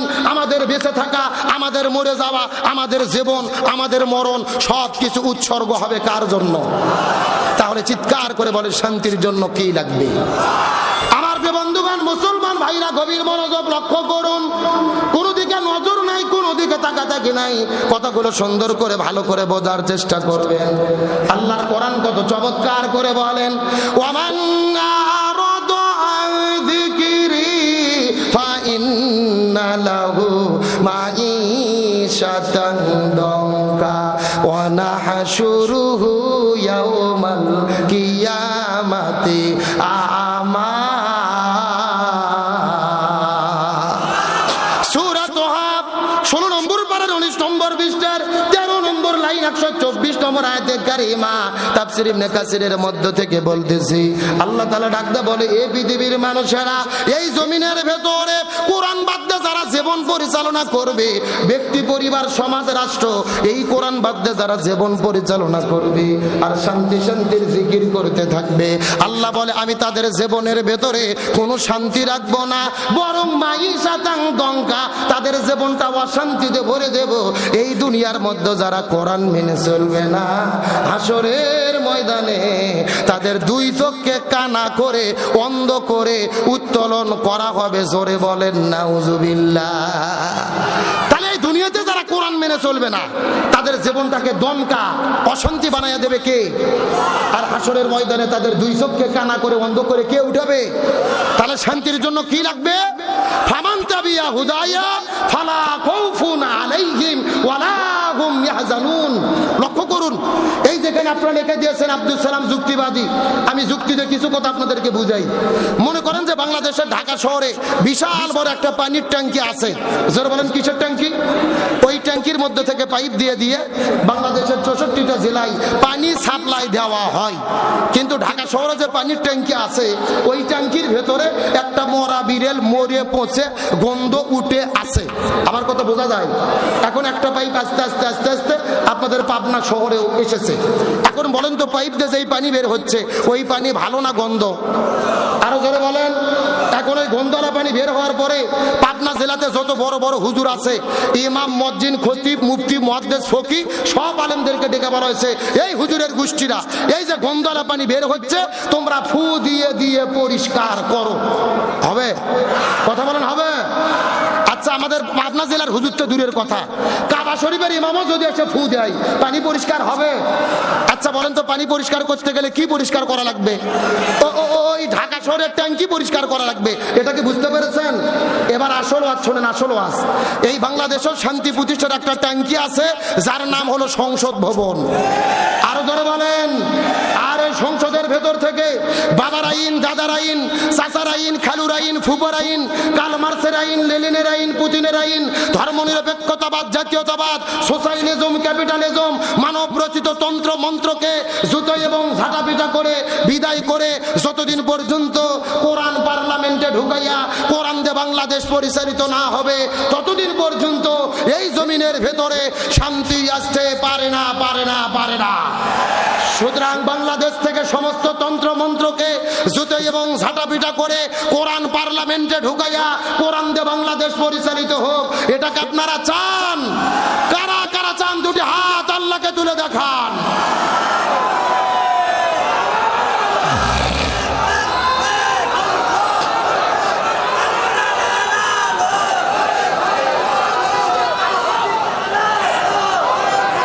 আল্লাহ কবুল করুক, সকলে বলেন আমিন। তার মানে সোজা কথা, জমিন যার, আইন চলবে তার। আল্লাহর জমিনে আল্লাহর নীতি কায়েম করা ছাড়া শান্তি আসবে? আমরা বাবার নীতিতে দেশ পরিচালনা দেখেছি, চাচার নীতিতে দেখেছি, স্বামীর নীতিতে দেশ পরিচালনা দেখেছি, কারু নীতি শান্তি দিতে পারেনি। তার মানে বোঝা গেল বাংলাদেশে যতদিন পর্যন্ত কোরআনের নীতি কায়েম না হবে ততদিন পর্যন্ত এই জমিনে শান্তি আসতে পারে না। তাহলে চিৎকার করে বলতে হবে, রসুলের জীবন আদর্শ মানা ফরজ করেছেন কে? আর ধরে বলেন। আমার প্রিয় বন্ধুগণ, মুসলমান ভাইরা, গভীর মনোযোগ লক্ষ্য করুন। কোন দিকে নজর নাই, কোন দিকে তাকাতাকি নাই। আমি পুরো কোরআনটা গবেষণা করে দেখেছি। আল্লাহ নবীজির জীবনের আদর্শ মানাকে ফরজ করে দিয়েছেন। এর পেছনে কারণ হলো তিনটা। জোরে বলেন কয়টা? পুরো কোরআন গবেষণা করে দেখেছে, এই পেছনে তিনটা কারণ রয়েছে। তার মধ্যে প্রথম নম্বর কারণটা কি, এই সম্পর্কে আমার আল্লাহ কোরআনের মধ্যে কত চমৎকার করে বলেন, লাকাদ কানা লাকুম ফি রাসূলিল্লাহি উসওয়াতুন হাসানাহ। সূরা আযাব 21 নম্বর পারার 19 নম্বর পৃষ্ঠার 2 নম্বর লাইন 21 নম্বর আয়াতে কারিমা। তাফসীর ইবনে কাসিরের মধ্য থেকে বলতেছি, আল্লাহ বলে, পৃথিবীর মানুষেরা ভালো করে বোঝার চেষ্টা করো। তোমরা যদি দুনিয়ার মধ্যে শান্তি পেতে চাও, আখিরাতের মধ্যে তোমরা মুক্তি পেতে চাও, নবীর আদর্শ তোমাদের গ্রহণ করতে হবে। নবীর আদর্শ ধরা ছাড়া কোনো উপায়। এ গভীর মনোযোগ লক্ষ্য করুন। ইমাম বুখারী রহমাতুল্লাহ আলাইহি বুখারী শরীফ লেখার আগে এই জমিনের মধ্যে একটা কিতাব লিখেছিলেন, যেই কিতাবের নাম হলেন আল আদাবুল মুফরাদ। ওই কিতাবের মধ্যে তিনি বর্ণনা করে বলেন, হাসরের ময়দানে আল্লাহ 6 প্রকার মানুষদেরকে বিনে হিসেবে জাহান্নামের মধ্যে দেবে। তার মধ্যে প্রথম নম্বর প্রকার হলো তারা যারা জমিনের ভেতরে নবীকে বাদ দিয়ে অন্য কারু আদর্শ গ্রহণ করেছে। আপনার মুসলমান নবীকে বাদ দিয়ে যদি অন্য নেতার কেউ আদর্শ গ্রহণ করে, বিনে হিসেবে তাদেরকে যেতে হবে কোথায়? আরো জোরে বলেন। এখন আমি আপনাদেরকে জিজ্ঞাসা করি, বলেন তো দেখি, এ আপনার মুসলমান নবীকে বাদ দিয়ে অন্য কারো আদর্শ গ্রহণ করেছে, এই রকম লোক পাবনা জেলাতে আছে না নাই? এলাকার মধ্যে আছে না নাই? কেউ বা বাবার আদর্শ গ্রহণ করেছে, বাবাকে চেনা যায়, কথা কয় না। আরে বঙ্গবন্ধু জাতির ফিতে কেউ বা বাবার আদর্শ গ্রহণ করেছে, কেউ বা স্বামীর আদর্শ গ্রহণ করেছে, কেউ বা ইরশাদ চাচার আদর্শ গ্রহণ করেছে, কেউ বা কার্ল মার্ক্সের আদর্শ গ্রহণ করেছে, কেউ বা পুতিনের আদর্শ গ্রহণ করেছে। চিৎকার করে বলেন তো, এ আপনার মুসলমান নবীকে বাদ দিয়ে বাবা, চাচা, খালু ইত্যাদি নেতার যদি কেউ আদর্শ গ্রহণ করে, বিনে হিসেবে তাদেরকে যেতে হবে কোথায়? উপায় নাই রে, উপায় নাই রে মানুষ, উপায় নাই। নবী বিনে জান্নাত পাওয়ার উপায় নাই। বললে কি কষ্ট হবে? সবাই বলেন উপায় নাই রে, উপায় নাই রে মানুষ, উপায় নাই। নবী বিনে জান্নাত পাওয়ার। এ আপনার মুসলমান গভীর মনোযোগ লক্ষ্য করুন। আমি কোন নবীর আদর্শ আপনাদের গ্রহণ করতে বলতেছি? যেই নবীজিকে আল্লাহ দুনিয়ার ভেতরে নেতা করে প্রেরণ করেছেন। আল্লাহ কোরআনের মধ্যে কত চমৎকার করে বলেন, ইয়াসিন। রাইসুল মুফাসসিরিন হযরত আব্দুল ইবনে আব্বাস, আব্দুল ইবনে মাসউদ রাদিয়াল্লাহু তাআলা আনহুমা আয়াতের ব্যাপারে কত চমৎকার করে তাফসীর করে বলেন। এই জায়গার ভেতরে ইয়া শব্দটি বলেন হরফে নেদা। হরফে নেদা ওই হরফদের বলা হয় যেই হরফ দিয়ে মানুষদেরকে ডাকা হয়, আহ্বান করা হয়। আর সিন মানে হলো সাইয়্যেদ। আল্লাহ নবীজিকে সাইয়্যেদ বলে ডাক দিয়েছেন। সাইয়্যেদ শব্দের অর্থ হলো নেতা। এই জায়গার ভেতরে নেতার অর্থ হলেন 5টি। 1 নম্বর সাইয়্যেদুল বাশার। এই দুনিয়ার ভেতরে আল্লাহ যত মানুষ সৃষ্টি করেছে সবগুলো মানুষের নেতা হলেন আমাদের নবী। 2 নম্বর সাইয়্যেদুল আম্বিয়া। আল্লাহ দুনিয়াতে যত নবী প্রেরণ করেছে সবগুলো নবীদের নেতা হলেন আমাদের নবী। 3 নম্বর সাইয়্যেদুল মুরসালিন। এই দুনিয়াতে আল্লাহ যত রাসূল প্রেরণ করেছে সবগুলো রাসূলের নেতা হলেন আমাদের নবী। 4 নম্বর সাইয়্যেদুল কাউনাইন। আল্লাহ দোজাহান সৃষ্টি করেছে, দোজাহানের নেতা হলেন আমাদের নবী। আর 5 নম্বর সাইয়্যেদুল আলামিন। আল্লাহ যত জগৎ সৃষ্টি করেছে প্রত্যেকটা জগতের নেতা হলেন আমাদের নবী। লিল্লাহি তাকবীর। আমাদের নবী সমস্ত মানুষের নেতা, সমস্ত নবীর নেতা, সমস্ত রাসূলের নেতা, তামাম জাহানের নেতা, বিশ্ব জগতের নেতা। ওই নবীজিকে নেতা মানার দরকার আছে না নাই? এ গভীর মনোযোগ লক্ষ্য করে বোঝার চেষ্টা করবেন। ওই নবী হাদিস শরীফের মধ্যে কত চমৎকার করে বলেন, মান তাশাব্বাহা বিকওম ফাহুয়া মিনহুম, যার সঙ্গে যার মহব্বত তার সঙ্গে তার কিয়ামত। এই হাদিসের ব্যাখ্যায় মুহাদ্দিসগণ বলেন, এই দুনিয়ার ভেতরে যে যেই দল করবে ওই দলের সাথে তার হাসর নাসর হবে। এখন বলবেন হুজুর দলিল ছাড়া কথা বলা যাবে না। গভীর মনোযোগ বোঝার চেষ্টা করবেন। তার মানে এই দেশের ভেতরে গত 54 বছর যারা আওয়ামী লীগ নামক দল করেছে, আওয়ামী লীগের হাসর নাসর হবে আওয়ামী লীগের সাথে, বিএনপির ভাইদের হাসর হবে বিএনপির সাথে, জামাত ইসলামের হাসর হবে জামাত ইসলামের সাথে, আর চরমোনাই পীরের মুরিদদের হাসর হবে চরমোনাইয়ের পীরের সাথে। এখন বলবেন হুজুর দলিল দেন, দলিল ছাড়া কথা বলা যাবে না। দলিল হলো আল্লাহর কোরআন, নাম সূরা বনী ইসরাইল, আয়াত নম্বর 71। আল্লাহ কত চমৎকার করে বলেন, ইয়াউমা নাদউ কুল্লা উনাসিম বিইমামিহিম। আল্লাহ বলে পৃথিবীর মানুষেরা ভালো করে জানো, হাসরের ময়দানে কোন মানুষ কিন্তু একা থাকবে না, প্রত্যেকটা মানুষের সামনে থাকবে তার নেতা। এ জোরে বলেন, সামনে থাকবে কে? হাসরের ময়দানে আপনি কিন্তু একা থাকবেন না, আমিও একা থাকবো না, আমার বড় ভাই ইকবাল ভাইও একা থাকবে না, আবু তালিব মন্ডল ভাইও একা থাকবে না, প্রত্যেকটা মানুষের সামনে থাকবে তার নেতা। আয়াতের ব্যাখ্যাটা যদি ভালো করে বোঝার চেষ্টা করেন, এই দুনিয়ার ভেতরে 54 বছর ধরে আওয়ামী লীগ নামক দল যারা করেছে, হাসরের ময়দানে দেখা যাবে তাদের সামনে প্রথম দাঁড়িয়ে যাবে বঙ্গবন্ধু শেখ মুজিবুর রহমান, তারপরে দাঁড়িয়ে যাবে 16 বছরের স্বৈরাচার কাঁঠাল রানী হাসিনা। এ কথা বলেন। এরপরে ওবায়দুল কাদের, তারপরে অন্যান্য নেতা কর্মী। এই দেশের মধ্যে বিএনপি নামক দল যারা করে, হাসরের ময়দানে দেখা যাবে তাদের সামনে প্রথম দাঁড়িয়ে যাবে শহীদ প্রেসিডেন্ট জিয়াউর রহমান, তারপরে দাঁড়িয়ে যাবে বেগম খালেদা জিয়া, তারেক জিয়া, মির্জা ফখরুল ইসলাম আলমগীর, তারপরে অন্যান্য নেতা কর্মীরা।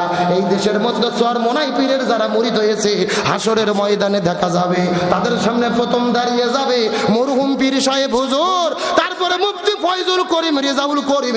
এই দেশের মধ্যে জামাত ইসলাম নামক দল যারা করে, হাসরের ময়দানে দেখা যাবে তাদের সামনে প্রথম দাঁড়িয়ে যাবে এই দলের প্রতিষ্ঠাতা আল্লামা সৈয়দ আবুল আলা মওদুদী রাহিমাহুল্লাহ, তারপরে মাওলানা মতিউর রহমান নিজামী, অধ্যাপক গোলাম আজম, তারপরে দাঁড়িয়ে যাবে কোরআনের পাখি শহীদ আল্লামা দেলোয়ার হোসাইন সাইদি, এরপর আমিরা জামাত ডাক্তার শফিকুর রহমান, তারপরে অন্যান্য নেতা, তারপরে কর্মী। আল্লাহর কোরআন বলতেছে হাসরের ময়দানে আপনিও একা থাকবেন না, আমিও একা থাকবো না, প্রত্যেকটা মানুষের সামনে থাকবে তার নেতা। আল্লাহর আয়াতটা নিজের জীবনের সাথে মিল করার চেষ্টা করেন। এই দুনিয়ার ভেতরে এমন নেতার পেছনে আপনি ঘুরেছেন, যেই নেতাগুলো জনগণের চাল ডাল গম চুরি করে খায়, রাস্তা করার দায়িত্ব পাইলে রড বালু সিমেন্ট চুরি করে খায়, ব্রিজ করার দায়িত্ব পাইলে রদের বদলে বাঁশ ঢুকে দেয়, দেশের টাকা চুরি করে বিদেশের মধ্যে নিয়ে যায়, সিএনজি স্ট্যান্ড, বাস স্ট্যান্ড, টেম্পু স্ট্যান্ড দখল করে চাঁদাবাজি করে।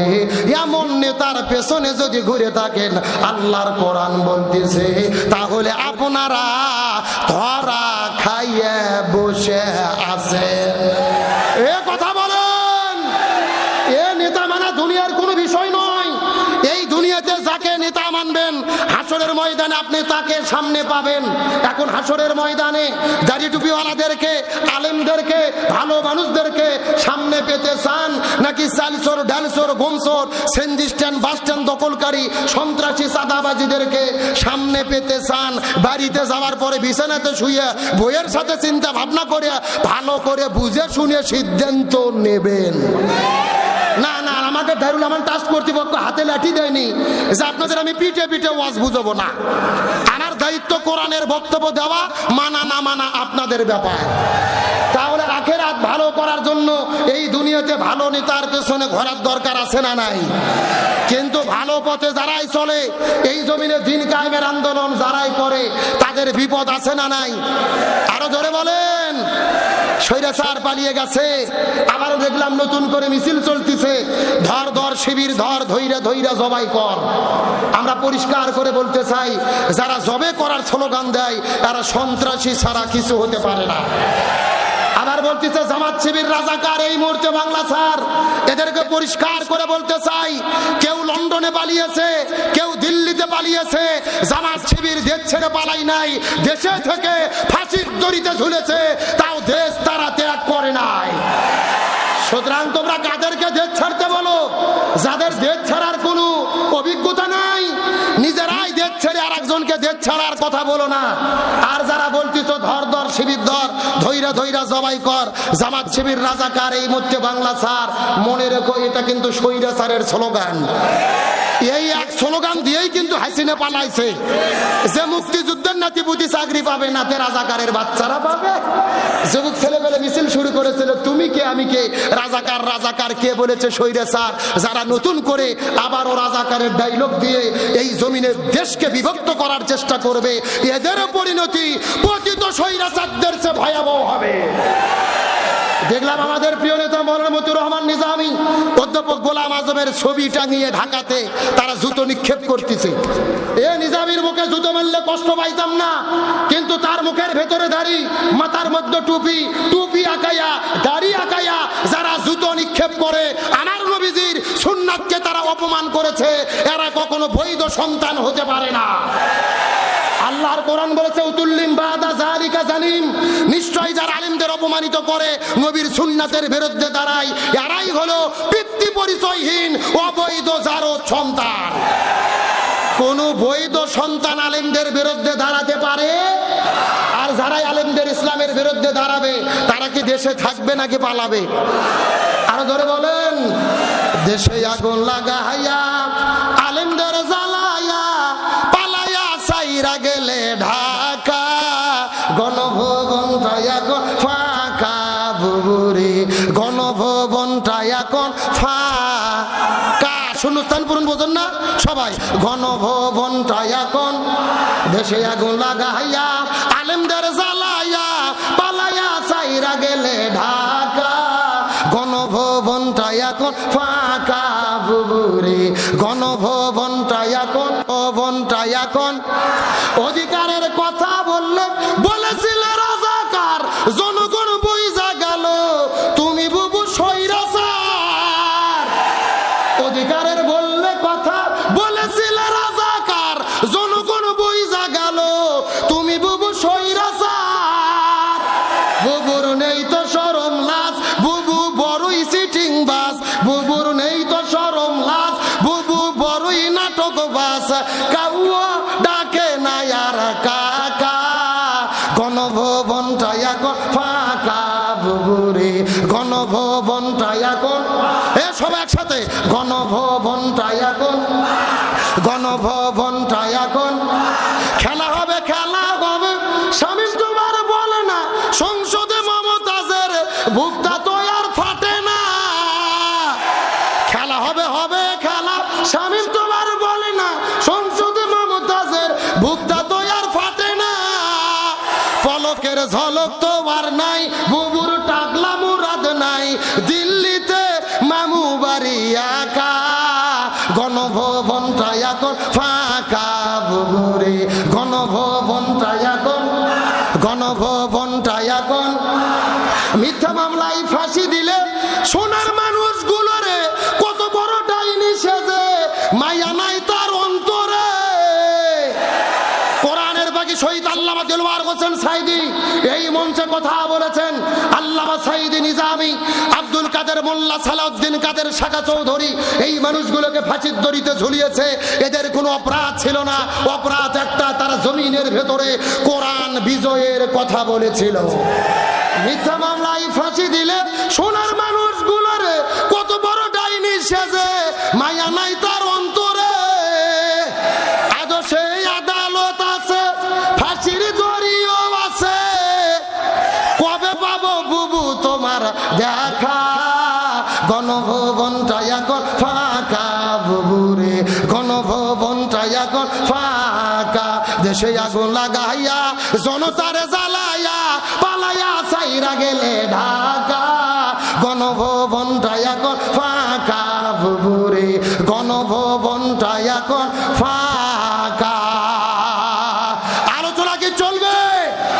কারা কারা চলবে? দুটি হাত আল্লাহকে তুলে দেখায়। লিল্লাহে তাকবীর।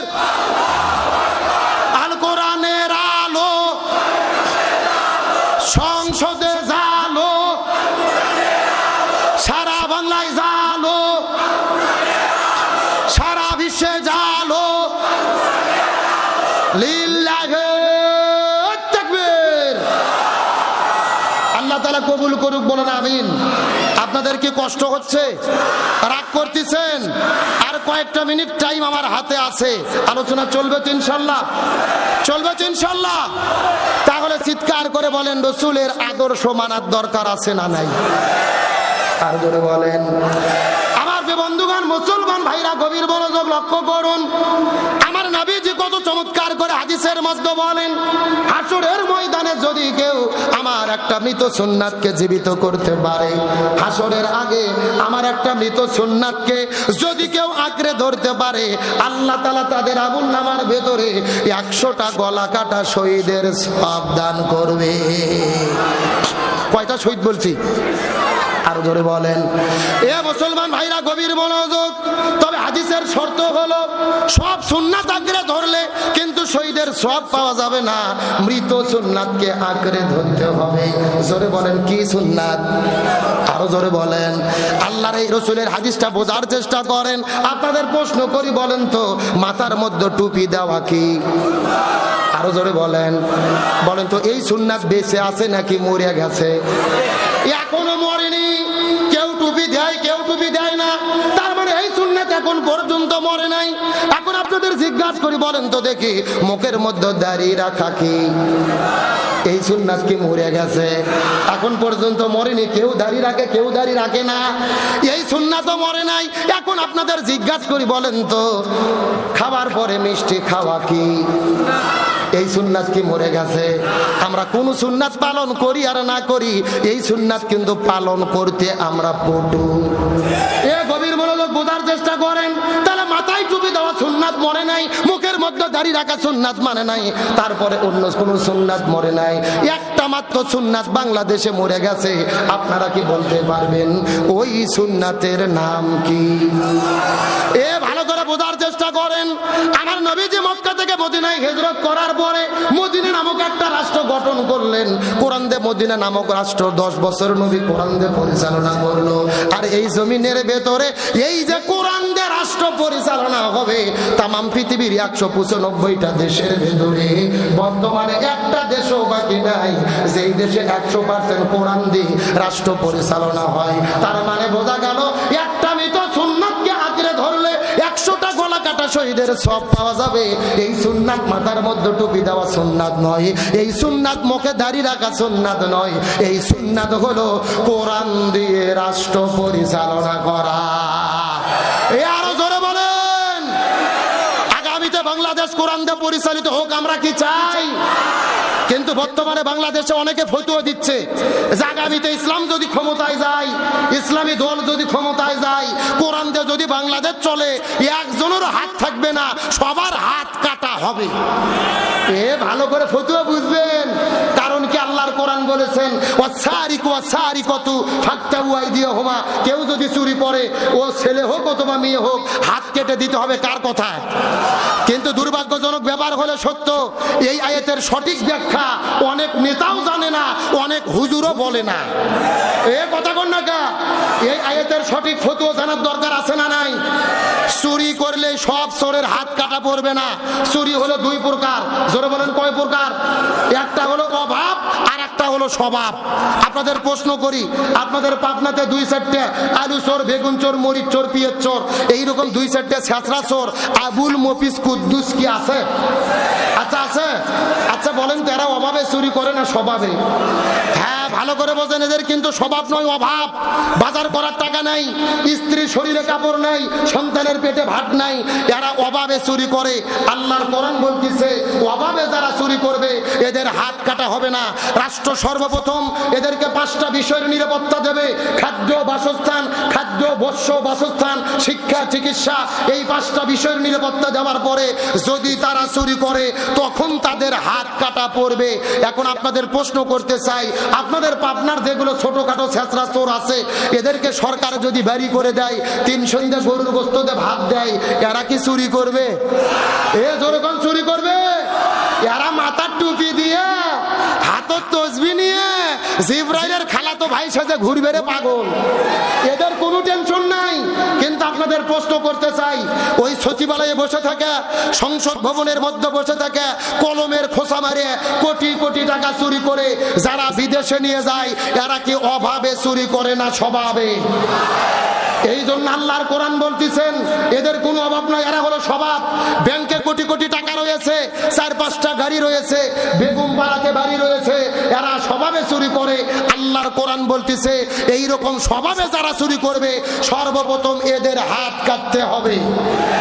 আজকে বাংলাদেশের এক সচিবকে ধরে, এক এমপিকে ধরে বাইতুল মুকাররমের উত্তর পাশে প্রকাশ্য দেওয়ালকে যদি হাত কাটা হতো আর সব টেলিভিশনে যদি লাইভ সম্প্রচার করা হতো, এক চোরের হাত কাটলে এই বাংলাদেশের 60 লক্ষ সরকারি চাকরিজীবীরা এমনিতেই তওবা করে ভালো হতে বাধ্য হতো।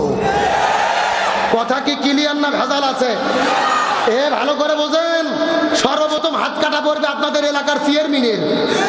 যেরকম কার দেখবেন কুরবানিদের তখন গোস্ত বন্টন করে কি ফতুয়া দেয়, এরকম হুজুরদেরকে ডাক দেয়, হুজুর গোস্ত ডাড়ি পাল্লাতে 3 ভাগ করেন তো, 1 ভাগ আমি খাবো, 1 ভাগ আত্মস্বজন খাবে, 1 ভাগ পাড়া প্রতিবেশী খাবে, আমার ভাগে কম হলে সমস্যা নাই, গরিবরা যেন কম না পায়। কি ফতুয়া ভাইরে, মনে হচ্ছে এই মাত্র জান্নাত থেকে পালিয়ে এলো। একেবারে দাড়ি পাল্লাতে গোস্ত বন্টন করে। আবার 3 দিন পরে যখন চাল বন্টন করতে গেছে ইউনিয়ন পরিষদে, তখন দাড়ি পাল্লা বাদ দিয়ে ভাঙ্গা বালতি নিয়ে গেছে। কথা কোন লেখে নিচ্ছে 10 কেজি, দিচ্ছে 12 শেয়ার। কয় শেয়ার? একটা গরিব মানুষ লাভ উঠে বলতেছে, ভাই কাগজ লিখে নিলেন 20 কেজি, 12 শেয়ার দিলেন কেন? বলে বেশি কথা বললে কিন্তু তোর নাম কেটে দেব। তখন ওই গরিব মানুষ বলতেছে, ভাই নাম কাটেন না, যা দেন খাইয়ে বাসি। হাসার জন্য বলি নাই, ভালো করে বোঝেন। এই যে বয়স্ক ভাতা, বেতবা ভাতা, স্বামী পরিত্যক্তা ভাতা, বুড়ো মানুষেরা যদি কার্ড নিতে যায়, একটা মেম্বারকে 6000 টাকা হাতিয়ে দিয়ে 6 মাস আগে সিরিয়াল দেওয়া লাগে। ঠিক জোরে বলেন। আজকে বাংলাদেশের এক চেয়ারম্যানকে ধরে, এক মেম্বারকে ধরে চাল ডাল গম চুরি করার অপরাধে প্রকাশ্য দেওয়ালকে যদি হাত কাটা হতো আর সব টেলিভিশনের ভেতরে যদি লাইভ সম্প্রচার করা হতো, এক চোরের হাত কাটলে বাংলাদেশের 30 লক্ষ চেয়ারম্যান আর 1.5 লক্ষ মেম্বারেরা এমনিতেই তওবা করে ভালো হতে বাধ্য হতো। আল্লাহর কোরআন বলেছেন, ওয়াজ্জানিয়াতু ওয়াজ্জানি ফাজলিদু কুল্লা ওয়াহিদিম মিনহুমা মিয়াতা জালদা। যদি কোনো ছেলে মেয়ে বিয়ে করার আগে জিনা করে 100টা বেতের আঘাত করে তাদেরকে বিয়ে পড়িয়ে দিতে হবে। কার কথা? আর আল্লাহর কোরআন বলেন, যদি কোনো ছেলে মেয়ে বিয়ে করার পরে জিনা করে বুক পর্যন্ত মাটিতে পুঁতে রেখে পাথর মেরে হত্যা করতে হবে। কার কথা? আজকে বাংলাদেশের এক জিনাকারীকে ধরে প্রকাশ্য দেওয়ালকে বুক পর্যন্ত মাটিতে পুঁতে রেখে যদি পাথর মেরে হত্যা করা হতো, ধর্ষণ তো দূরের কথা, ইফটিজিং তো দূরের কথা, অনেক যুবকের রাতের বেলা স্বপ্ন দোষ পর্যন্ত বন্ধ হতো। কথা বলেন ঠিক কিনা? তার মানে কোরআনের আইনে বিচার করা ছাড়া জমিনে শান্তি আসবে না। আমি 3-4 বার হজ করতে গেছি। গতবার যাওয়ার পরে দেখি সৌদি আরবে আপনার ওই চুরি করলে হাত কাটার আইন আছে, কিন্তু হাত কাটা কোনো লোক নাই। আমি মসজিদুন নববীর ভেতরে একটা শায়েখকে জিজ্ঞেস করলাম, শায়েখ হাত কাটার আইন আছে সৌদি আরবে, তো এখানে হাত কাটা লোক পাওয়া যায় না কেন? তখন শায়েখ বলতেছে, হুজুর আপনি পাগল হয়েছেন, যেই দেশের হাত কাটা আইন থাকে ওই দেশে চুরি থাকে না। সুবহানাল্লাহ বলেন। তার মানে বোঝা গেল আল্লাহর উদ্দেশ্য কারো হাত কাটা নয়, আল্লাহর উদ্দেশ্য এই জমিন থেকে চুরি বন্ধ করা। আল্লাহর উদ্দেশ্য পাথর মেরে মানুষ হত্যা করা নয়, আল্লাহর উদ্দেশ্য এই জমিন থেকে ধর্ষণ আর রাহাজানি বন্ধ করা। সুতরাং স্বাধীনতার 54 বছর পার হয়ে গেছে, আমরা সুদ ঘুষ দুর্নীতি চাঁদাবাজি বন্ধ করতে পারি নাই।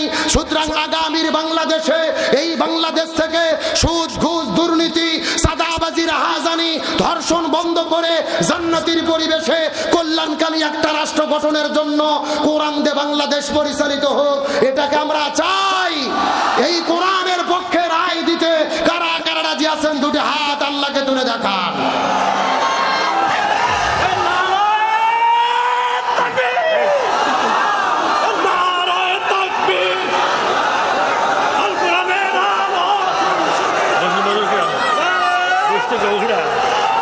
আল্লাহ কবুল করুক, বলেন আমিন। বসে পড়েন, আমার মাত্র 15 মিনিট টাইম হাতে আছে, এত স্লোগান দেওয়া যাবে না, বসেন। তাহলে চিৎকার করে বলতেছিলাম, কোরআনের পক্ষে আমরা রায় দেব তো ইনশাল্লাহ। আগামী নির্বাচন পর্যন্ত আজকে মনে থাকবে। আবার অনেক হয়তো মন খারাপ করলেন, হুজুর আপনি চলেই যাবেন, তা আবার ভোটের কথা বললেন কেন? ভালো করে বোঝেন, আমার বাড়ি হলো বগুড়া জেলা। আমার বাড়িতে যেই কোরআন আছে, ওই কোরআনের সূরা নিসার 85 নম্বর আয়াতে ভোটের কথা আছে। আপনাদের পাবনার কোরআনে নাও থাকতে পারে। আছে আছে, আচ্ছা কি আছে আমি কি বলবো? এটা বলার আগে একটা কথা বলি, বাংলাদেশে অনেকেই গুজব ছড়াচ্ছে যে জামাত ইসলাম নাকি জান্নাতের টিকিট বিক্রি করতেছে, এমন ফতোয়া শুনেছেন? আচ্ছা ইকবাল ভাই কি জান্নাতের টিকিট দিচ্ছে নাকি? আমির সাহেব দিচ্ছে? ওরা আমাদেরকে বলে যে জামাত ইসলাম জান্নাতের টিকিট বিক্রি করে, অথচ ওদের নেতারাই বক্তব্য দিচ্ছে শহীদ জিয়ার দল করে ধানের শীষে ভোট দিলেই জান্নাতে যাওয়া যাবে। এ ভালো করে বোঝেন, জান্নাতের টিকিট অত সোজা না। জান্নাতের টিকিট যদি জামাতের নেতাদের হাতে থাকতো, ওই আমাদের জামাতের দলের কর্মীদেরকে ওরা দিত না, টিকিট হেফাজত করে রেখে দিত, কিয়ামত পর্যন্ত যেন জামাতের নেতাদের বংশের লোকেরা জান্নাতে যেতে পারে। কথা বল না, টিকিট অতই সোজা। তবে আমরা জান্নাতের টিকিট বিক্রি করি না, তবে জান্নাতে যাওয়ার রাস্তা আমরা দেখে দেই। জান্নাতের টিকিট বিক্রি করেছে আল্লাহ, জোরে বলেন কে? দলিল হলো সূরা তাওবা 111 নম্বর আয়াত, ইন্নাল্লাহা আশতারা মিনাল মুমিনিনা আনফুসাহুম ওয়া আমওয়ালাহুম বিআন্না লাহুমুল জান্নাহ। আল্লাহর কোরআন বলতিছে আমি জান্নাত বিক্রি করে দিয়েছি ঈমানদার ব্যক্তিদের জীবন এবং সম্পদের বিনিময়ে। তার মানে বোঝা গেল ইসলামী আন্দোলন যারা করবে, জীবন এবং সম্পদ যারা আল্লাহর জন্য ব্যয় করবে, তারাই জান্নাতের টিকিট পাবে। তাহলে আমরা জান্নাতের টিকিট বিক্রি করি না, তবে জান্নাতে যাওয়ার রাস্তা দেখে দেই। সুবহানাল্লাহ বলেন। সুতরাং বিভ্রান্ত হবেন না। যে আয়াতের কথা আমি বললাম, ভোটের আয়াত। কিসের আয়াত? সূরা নিসা 85 নম্বর আয়াত। আমার দিকে তাকান, আল্লাহর কোরআন বলেছেন মাইয়াশফা শাফাআতান হাসানাতান ইয়াকুল্লাহু নাসিবুম মিনহা। আপনি যেই লোককে ভোট দেবেন, ওই লোক ভোট পেয়ে ক্ষমতার যাওয়ার পরে যদি ভালো ভালো কাজ করে, মসজিদ মাদ্রাসা করে, রাস্তাঘাট করে, জনগণের কল্যাণে কাজ করে, ওই লোক ভালো কাজ করে যে সওয়াব পাবে, ওই সওয়াবের অর্ধেক অংশ আল্লাহ আপনাদের আমুল নামার ভেতরে দিয়ে দেবে। সুবহানাল্লাহ বলেন। তার মানে বোঝা গেল আপনি যদি ইকবাল ভাই ভোট দেন, ইকবাল ভাই ভালো কাজ করলে সওয়াব অর্ধেক ইকবাল ভাই পাবে, আর অর্ধেক আপনারা পাবেন। কিন্তু পক্ষান্তর আল্লাহর কোরআন বলেন, আপনি যেই লোককে ভোট দেবেন, ওই লোক ভোট পেয়ে ক্ষমতার যাওয়ার পরে যদি জনগণের চাল ডাল গম চুরি করে খায়, রাস্তাঘাটের রড বালু সিমেন্ট চুরি করে খায়, রদর বদলে বাঁশ ঢুকোয়, দেশের টাকা বিদেশে নিয়ে যায়, চাঁদাবাজি করে, আলেমদের জেলেবন্দি করে, কোরআন বাদ দিয়ে মানব রচিত নীতিতে দেশ পরিচালনা করে, ওই লোক অন্যায় অপকর্ম করে যে গুনাহ হবে, ওই গুনার অর্ধেক অংশ আল্লাহ আপনাদের আমুল নামার ভেতরে বিকাশ করে পাঠাইয়া দেবে। কথা কি বোঝা যায়? তার মানে বোঝা গেল একটা ভোটের কারণে জান্নাত হতে পারে, আবার একটা ভোটের কারণে জাহান্নামও হতে। কিন্তু আমাদের দেশে একটা কথা আছে ভাই, আমার ভোট আমি দেব, যাকে খুশি তাকে দেব। এটা সম্পূর্ণ কোরআন বিরোধী বক্তব্য। আমার ভোট আমি দেব, যাকে খুশি তাকে দেব না। আমার ভোট আমি দেব দেখে শুনে সৎ, যোগ্য, ইনসাফপূর্ণ, নীতিবান এমন ব্যক্তিকে ভোট দেব, যাকে ভোট দিলে এলাকার উন্নতি হবে, দেশের কল্যাণ হবে, যাকে ভোট দিলে কোরআন পার্লামেন্টে কায়েম হবে। আমার ভাইরা, তার মানে বোঝা গেল ভালো লোক ভোট দিলে সোয়াবের অংশ পাওয়া যাবে। হাসরের ময়দানে কিছু লোক দেখা যাবে হাজী সাহেব 6 বার হজ করছে, মাথার টুপি, মুখের মধ্যে দাড়ি, কিন্তু গলার ভেতরে সিমেন্টের বস্তা ঝুলানো। কিসের বস্তা? এলাকার লোক বলবে, কেবা মুরব্বি 6 বার হজ করলেন, গলার মধ্যে সিমেন্টের বস্তা কেন?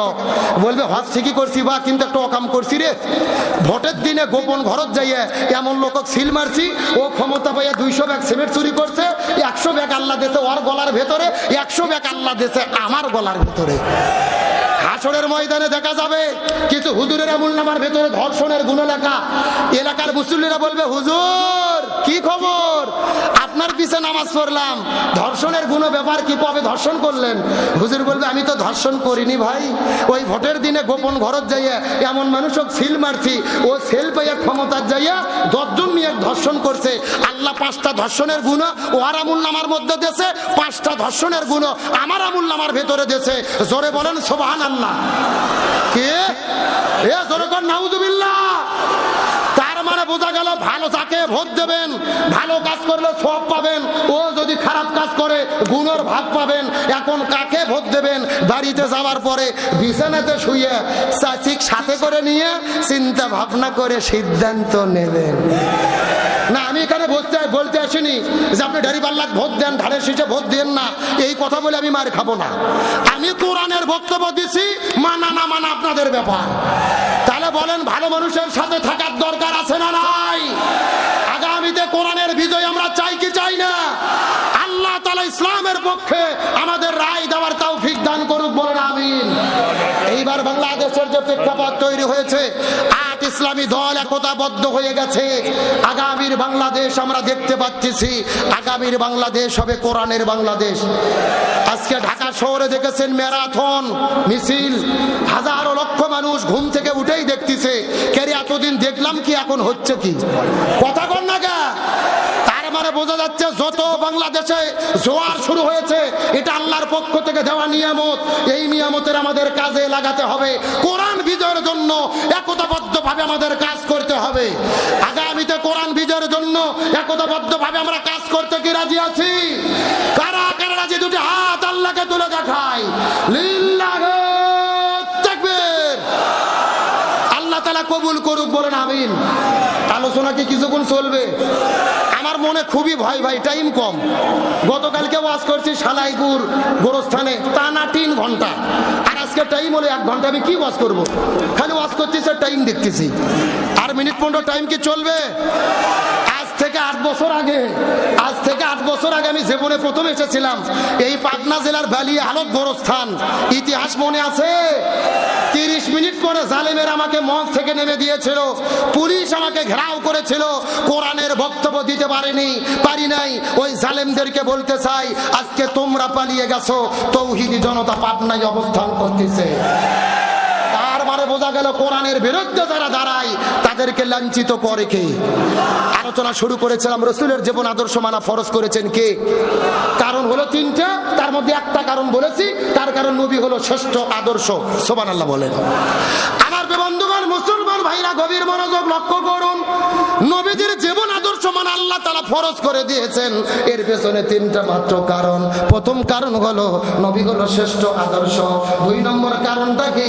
এই সম্পর্কে আমার আল্লাহ কোরআনের মধ্যে কত চমৎকার করে বলেন।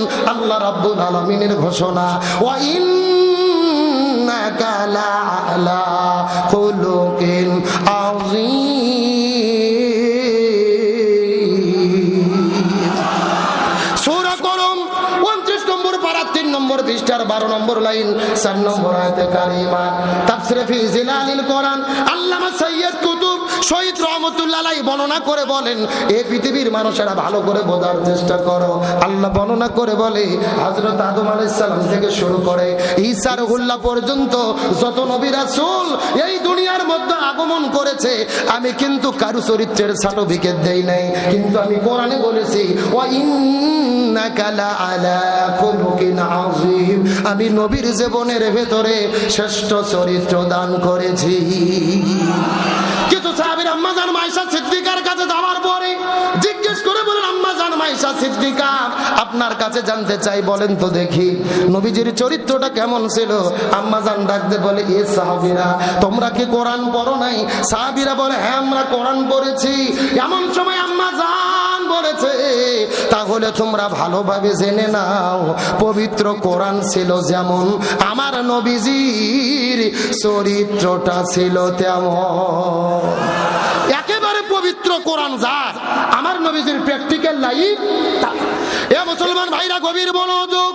1 নম্বর, নবী হলো শ্রেষ্ঠ আদর্শ। 2 নম্বর, নবী যে শ্রেষ্ঠ চরিত্র।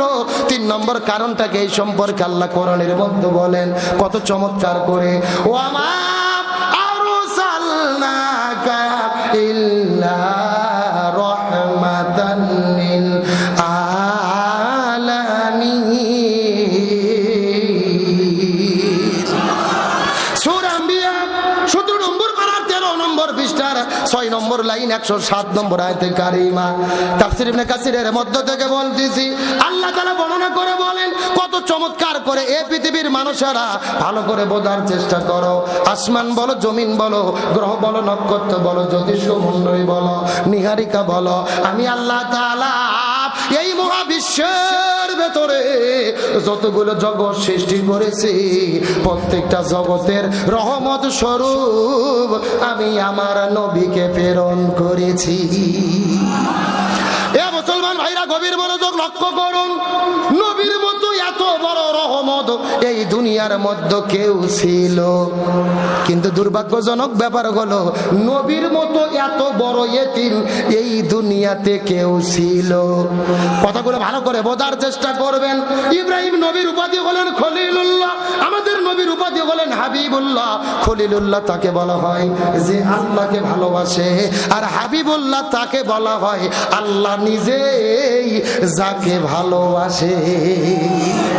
কিন্তু আমার প্রশ্ন হলো, আল্লাহ নবীকে এত পরিমাণ ভালোবাসলেন, কিন্তু নবীজিকে এত বড় ইতিম আল্লাহ তাআলা কেন বানাইলেন? শিশুকালে মইরা গেছে মা, গর্ভে থাকতে মরছে পিতা, নবী চোখে দেখিলেন না। আমায় কে করিবে লালন পালন, কে দিবে সান্ত্বনা? এই দুনিয়ার বড় ইতিম নবী ছিলেন একজনা। এ মুসলমান ভাইরা, নবীর মতো এত বড় ইতিম কেউ ছিল না। নবীর জন্মের আগেই নবীর বাবা বিদায় নিয়ে চলে গেছেন। কিছুদিন পরে নবীর মা দুনিয়া থেকে বিদায় নিয়ে চলে গেছেন। নবী চলে গেলেন তার দাদার কাছে, দাদাও দুনিয়া থেকে বিদায় নিয়ে চলে গেল। নবী চলে গেলেন তার চাচা আবু তালিবের কাছে। আবু তালিব নবীকে বাড়িতে থাকতে দিলেন, খাইতে দিলেন, সুন্দর করে সন্তানের মতো লালন পালন করলেন।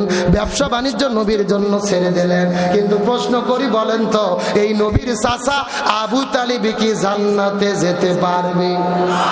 আরো জোরে বলেন, কেন পারবে না? এই যে কেন পারবে না, এটা বোঝানোর জন্যই আমি এই আলোচনাটা ধরেছি। পুরো আলোচনা যদি ভুলে যান, এই শেষ আলোচনাটা যদি শুনে আপনারা বিদায় নিতে পারেন, আমি আশা করি এখানে আমার আশা সার্থক হবে ইনশাআল্লাহ। বলে ভাই, মিনিট 15 টাইম কি দেওয়া যাবে? 15 মিনিট।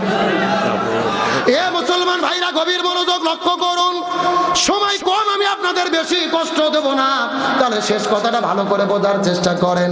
নবীজির চাচা আবু তালিব যাবে কোথায়? আরো জোরে বলেন। শেষ কথাটা ভালো করে বোঝার চেষ্টা করেন, লক্ষ্য করুন।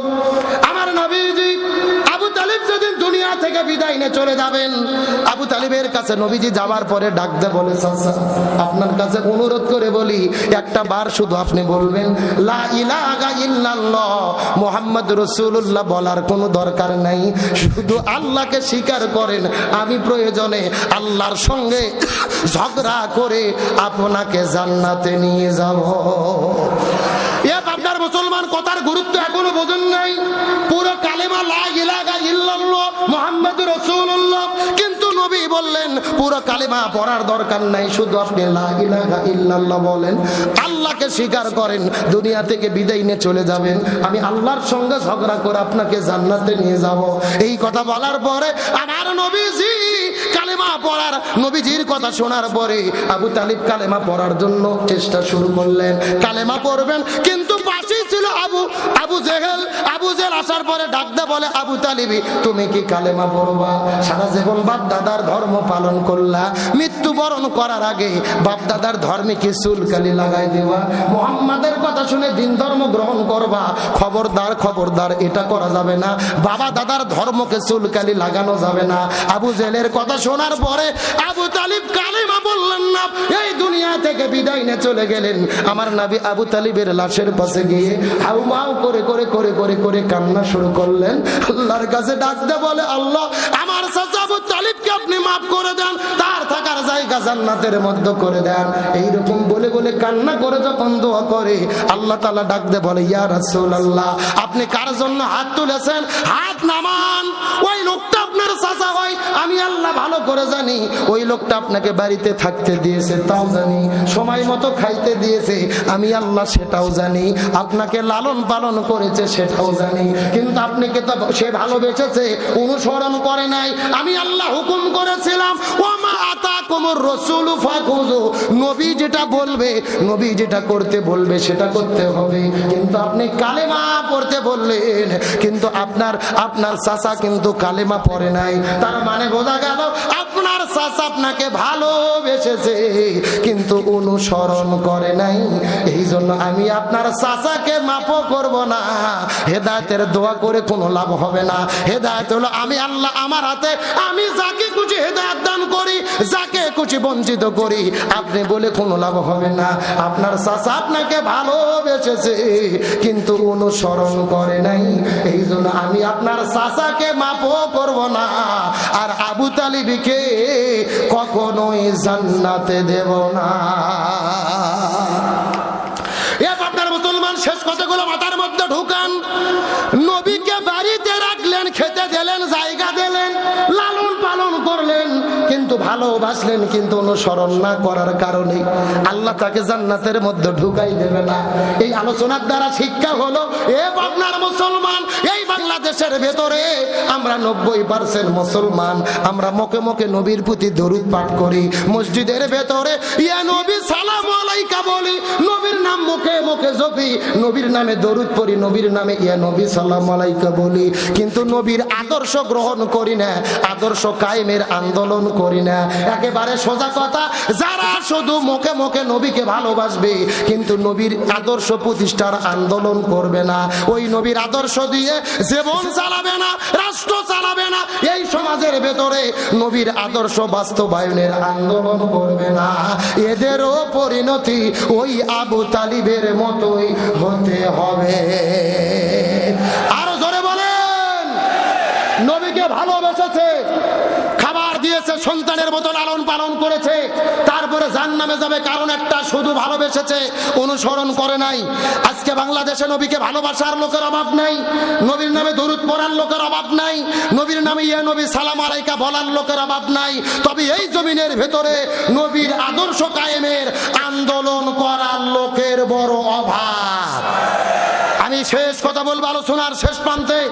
আলোচনার দ্বারা শিক্ষা হলো আজকের আলোচনায় শুধু নবীর ভালোবাসা নয়, ভালোবাসার পাশাপাশি নবীকে কি করতে হবে? আরো জোরে বলেন। আজকের আলোচনার মেসেজ হলো ব্যক্তি, পরিবার, সমাজ, রাষ্ট্র, রাজনীতি, অর্থনীতি, সমাজনীতি, সংস্কৃতি, প্রতিটা জায়গায় আল্লাহর কোরআনের বিধান, রাসূলের আদর্শ মানার দরকার আছে না নাই? আজকের আলোচনার মেন কথা, যেই কোরআন দিয়ে মসজিদ চলবে ওই কোরআন দিয়ে সংসদ চালাতে হবে। যেই নবীর আদর্শ দিয়ে মসজিদ চলবে ওই নবীর আদর্শ দিয়ে সংসদ চালাতে হবে। যেই নবীর আদর্শ দিয়ে মাদ্রাসা চলবে ওই নবীর আদর্শ দিয়ে আপনার সচিবালয়ে বিচার করতে হবে। এখন আপনাদের শেষ মেসেজ দিতে চাই, আল্লাহ তাআলা নবীকে কেন নবী হিসেবে এই পৃথিবীতে প্রেরণ করলেন? শুধুমাত্র নামাজ, রোজা, হজ, যাকাতের জন্য নয়। নবীজির মিশন এবং ভিশন কি ছিল? কোরআনের 3 আয়াতের ভেতরে আল্লাহ তাআলা একই কথা বলেছে। সূরা তাওবার 33 নম্বর আয়াত, সূরা আল ফাতির 28 নম্বর আয়াত, সূরা সফের 9 নম্বর আয়াত। আল্লাহর কোরআন বলেছেন, ওয়াল্লাযী আরসালা রাসূলাহু বিল হুদা ওয়া দীনিল হাক্কি লিইযহিরাহু আলা দ্বীনি কুল্লিহি ফিহি ওয়ালাউ কারিহাল মুশরিকুন ওয়ালাউ কারিহাল কাফিরুন। আল্লাহর কোরআন বলেছেন আমি নবীকে নবী হিসেবে প্রেরণ করেছি শুধু নামাজ রোজা হজ যাকাতের জন্য নয়, বরং দুনিয়ার ভেতরে নবীকে নবী করে প্রেরণ করেছি এই পৃথিবীতে অবস্থিত সমস্ত মতবাদের উপরে কোরআনকে বিজয় করার জন্য। তার মানে রসুলের মূল দায়িত্ব ছিল কি বিজয় করা? আরো জোরে বলেন, কি বিজয় করা? এখন আপনাদের প্রশ্ন করতে চাই, এই বাংলাদেশের ভেতরে আমাদের এই বাংলাদেশের মধ্যে ভণ্ড পীর আছে না নাই? ভালো করে বুঝবেন, আমি হক্কানি পীরের বিরুদ্ধে কোনো বক্তব্য দেই না, কারণ হক্কানি পীর বাংলাদেশে আছে বিদায় ইসলাম বাংলাদেশে সৌদি আরব থেকে এসেছে। কিন্তু একটা কথা মনে রাখবেন, যেই জিনিস যত ভেজাল, যেই জিনিস যত খাঁটি তার ভেজাল তত বেশি। বাংলাদেশে 48,000 পীর, যেই রকম পীর ওই রকম জিকির আছে না নাই? আমি কি দু একটা বলবো? আল্লাহর ওলি খাজা বাবা, বিশ্বের ওলি খাজা বাবা, ফরিদপুরের কেবলা জান তোমার জন্য কান্দে বাবা, লক্ষ জাকের। কথা বলেন। দুই কান্দর দুই ফেরেশতা আছে না নাই? দুই ফেরেশতা কলম বার করে শুধু দাঁত দিয়ে কামড়াচ্ছে। আল্লাহ বলতে, কে ফেরেশতা তোমরা কলম দাঁত দিয়ে কামড়াও কেন? ফেরেশতার বলতেছে, আল্লাহ আমরা তো বুঝবার পারিনি, লিখবো কি? কে রে, কোরআন হাদিসের মধ্যে হকামুকি কোতাকুতি কোনো জিকির আছে? বুখারী শরীফের হাদিস, জিকিরের সহি শব্দ হলো 4টি। যারা বলেন কয়টি? সুবহানাল্লাহ, আলহামদুলিল্লাহ, লা ইলাহা ইল্লাল্লাহ, আল্লাহু আকবার। তার মানে বোঝা গেল এই 4টি শব্দ ছাড়া সহি কোনো জিকির নাই। এই 4টি শব্দে জিকির করতে হবে, অথচ বাংলাদেশে জিকির চলে বসেন বইসে যান। কথা কন না কে? এখন আপনাদের প্রশ্ন করি, এই যে জিকিরের নামে যারা বাংলাদেশে ভণ্ডামি করতেছে, এদের কি কোনো বিপদ বাংলাদেশে আছে? একটু জোরে বলেন। একটু প্রশ্ন করি, এই বাংলাদেশে নামাজ পড়লে কি বিপদ হয়? হজ করলে বিপদ হয়? যাকাত দিলে বিপদ হয়? জিকির করলে বিপদ হয়? একটা মাত্র ইবাদত বাংলাদেশে করলে বিপদ হয়। আপনারা বলতে পারবেন ওই ইবাদতের নাম কি? ভালো করে বোঝার চেষ্টা করেন। এই জমিনে নামাজ পড়লে বিপদ হয় না, হজ করলে বিপদ হয় না, যাকাত দিলে বিপদ হয় না, জিকির করলে বিপদ হয় না। এই দেশের ভেতরে তারাই বিপদের মধ্যে পড়েছে যারা জমিনের ভেতরে কোরআন বিজয়ের আন্দোলন করেছে। আর এই জন্যই আল্লাহর কাছে সবচাইতে প্রিয় কোরআন বিজয়ের আন্দোলন করা। আমি আপনাদেরকে একটা তথ্য দেই, আমাদের নবীজি রমজান মাসে 16 দিন রোজা রেখেছে। জোরে বলেন কয়দিন? 17ই রমজান নবীজি সকালবেলা রোজা ভেঙে ফেললেন, খেজুর খাইলেন, পানি খাইলেন, সাহাবীদেরকে বললেন তোমরাও রোজা ভেঙে ফেলো। সাহাবীরা বলতেছে, ইয়া রাসূলুল্লাহ, এটা কেমন কথা বললেন? আপনি না 3 দিন আগে ওয়াজ করলেন একটা রোজার এত দাম, ইচ্ছে করে যদি কেউ একটা রোজা ছেড়ে দেয় লাগাতার 60টা রোজা রাখতে হবে, আবার যদি একটা রোজা ছেড়ে দেয় আবার লাগাতার 60টা রোজা রাখতে হবে, আপনি কেন রোজা ছাড়তে বললেন? রাসূল বলতেছে, বেশি বোঝার চেষ্টা করো না। ওমা আতাকুমুর রাসূলু ফাখুযু ওমা নাহাকুম আনহু ফান্তাহু। আমি নবী তোমাদের যা বলি তা করো, যা করতে নিষেধ করি তা থেকে দূরে থাকো। এখন আবু জেহেল মদিনা আক্রমণ করেছে, আর বসে থাকা যাবে না। এখন আবু জেহেলের মোকাবেলা করতে হবে। তার মানে বোঝা গেল রোজা রাখা ইবাদত, তবে রোজার চাইতেও দামি ইবাদত হলো এই জমিনের ভেতরে কোরআন বিজয়ের আন্দোলন করা। আমার বন্ধুগণ, মুসলমান ভাইরা গভীর মনোযোগ লক্ষ্য করুন। কোনো দিকে নজর নাই, কোনো দিকে তাকাতাকি নাই। আর একটা দৃষ্টান্ত দেওয়ার পর আপনাদের মধ্য থেকে বিদায় নিয়ে চলে যাওয়ার চেষ্টা করব। নবীজির সাহাবী হযরত হানজালা রাদিয়াল্লাহু তাআলা নতুন বিবাহ করার পরে ওই বউটাকে নিয়ে যখন বাসর ঘরে চলে গেছে, ওই বাসর ঘরের মধ্যে যাবার পরে ফুলসজ্জা রাত পার করতেছিলেন, স্বামী স্ত্রীর মধ্যে প্রেম ভালোবাসা মহব্বত চলতেছিল। এমন সময় গভীর রজনীতে ওই মদিনার গলির মধ্যে থেকে কে যেন ডেকে বলে, কুতিলা মুহাম্মদ, কুতিলা মুহাম্মদ, মুসলমানদের নবী বিদায় না চলে গেছে। এই কথা শোনার পরে হযরত হানজালা বাসর ঘরের মধ্যে থেকে এক দৌড়ে চলে গেলেন কূপের মধ্যে গোসল করার জন্য। তারপরে গোসলটা ফরজ হয়েছিল, ওই ফরজ গোসল আদায় করার জন্য ওই কূপের মধ্যে যাবার পরে কূপ থেকে পানি উত্তোলন করার পরে হাতের হাতের মধ্যে মদ নিয়ে পানি যখন তার শরীরের মধ্যে ঢেলে দেবে, আবার কে যেন ডেকে বলে কুতিলা মুহাম্মদ, মুসলমানদের নবী বিদায় না চলে গেছে। এই কথা শোনার পরে হানজালা পানিটা কূপের মধ্যে ফেলে দেওয়ার পরে এক দৌড়ে চলে গেলেন বাসর ঘরের ভেতরে। ওই বাসর ঘরে যাওয়ার পরে হাতের মধ্যে তরোয়াল নেওয়ার পরে ঘর থেকে বের হয়ে যখন দৌড়ানো শুরু করবেন, পেছন দিক থেকে তার স্ত্রী টেনে ধরে বলে, ওগো প্রাণের স্বামী, আপনি যুদ্ধ করতে যাবেন আমার কোনো আপত্তি নাই, কিন্তু আপনার তো ফরজ গোসল বাকি আছে, এই গোসল বাকি রেখে কেমনে করে জিহাদের ময়দানে যাবেন? এমন সময় হানজালা ডেকে বলে, বিবি রে, আমি যখন গোসল করা যদি শুরু করে দেই আর মুসলমানদের নবী উহুদের প্রান্তরে যদি শহীদ হয়ে যায়, হাশরের ময়দানে আল্লাহ যদি আমাকে জিজ্ঞেস করে বলে, হানজালা, মুসলমানদের নবী উহুদের প্রান্তরে শহীদ হয়ে গেল আর বাসর ঘরের ভেতরে তুমি কেমন করে সময় পার করলা, আমি তখন আল্লাহর কাছে কেমন করে জবাব দেব? লিল্লাহি তাকবীর। মুসলমানদের নবী যদি বিদায় না চলে যায় আর হাশরের ময়দানে আল্লাহ যদি আমাকে জিজ্ঞেস করে বলে, আমি তখন আল্লাহর কাছে কেমন করে জবাব দেব? এই কথা বলার পরে হানজালা হাতের মধ্যে তরোয়াল নেওয়ার পরে এক দৌড়ে চলে গেলেন তিনি উহুদের প্রান্তরে। যুদ্ধ শুরু করলেন, কিন্তু ফজর নামাজ পড়তে পারলেন না, যেহেতু তার ফরজ গোসলটা বাকি ছিল। একদিকে ফরজ গোসল বাকি, আর একদিকে 3 ওয়াক্ত ফরজ নামাজ কাজা, ফজর কাজা, জোহর কাজা, আসর কাজা, 3 ওয়াক্ত নামাজ কাজা করার পরে লক্ষ্য করে দেখা গেল আসর পরে মাগরিবের কিছু সময় আগে পিছন দিক থেকে একটা কাফের যাওয়ার পরে হানজালার কাঁধের মধ্যে আঘাত করেছে, তার দেহ থেকে কাল্লাটা মাটির মধ্যে পড়ে গেলি। মুসলমান ভাইরা গভীর মনোযোগ লক্ষ্য করুন, ওদের প্রান্তরে শুধু হানজালা নয়, নবীজির 70 জন সাহাবী শাহাদাত বরণ করেছে। ওই মক্কা মদিনায় যারা আজকে হজ উমরা করার জন্য যাবেন, ওই মদিনায় যাওয়ার পরে লক্ষ্য করে দেখবেন উহুদ পাহাড়ের পাদদেশে একই জায়গার মধ্যে 70 জন সাহাবীর কবর আছে। আমার নবী বড় দয়া করে মায়া করে কান্না করে করে নিজে হাতে 70 জন সাহাবীকে কবরস্থ করে রেখেছে। ওদের প্রান্তরে হাউমাউ করে কান্না শুরু করলেন। নবীজি লক্ষ্য করে দেখতে পারেন মদিনার মধ্য থেকে একটা সুন্দরী মেয়ে বের হয়ে হাউমাউ করে কান্না করে করে মদিনার দিকে চলে আসে। নবী লক্ষ্য করে দেখলেন মেয়েটির হাতের মধ্যে মেহেদি, পায়ের মধ্যে মেহেদি। নবীজির বুঝতে বাকি রইল না, বাসর ঘরের মধ্য থেকে উহুদের প্রান্তরে দৌড়ে চলে এসেছে। নবী ডাকতে বলে, মারে মা, তুমি এই উহুদের প্রান্তরে বাসর ঘরের মধ্য থেকে কেন দৌড়ে চলে এসেছো? কারণ জানতে চাই। মেয়েটি ডাকতে বলে, ইয়া রাসূলুল্লাহ, আপনি কি আমাকে চিনতে পেরেছেন? আমি তো সেই মেয়ে গতকালকে বিকেল বেলা আপনার সাহাবী হানজালার সঙ্গে আপনি যেই মেয়েটিকে বিবাহ করে দিয়েছিলেন, নবী আপনার কে মনে পড়ে? আমি তো সেই মেয়ে। আমাকে বিয়ে করার পরে হানজালা আমাকে সঙ্গে করে নিয়ে ওদের যখন বাসর ঘরের মধ্যে চলে গেলেন, প্রেম ভালোবাসা মহব্বত চলতেছিল, কিন্তু বাইরে থেকে কে যেন ডেকে বলে, কুতিলা মুহাম্মদ, মুসলমানদের নবী বিদায় নিয়ে চলে গেছে। এই কথা শোনার পরে আমার স্বামী ওদের প্রান্তরে চলে এসেছে।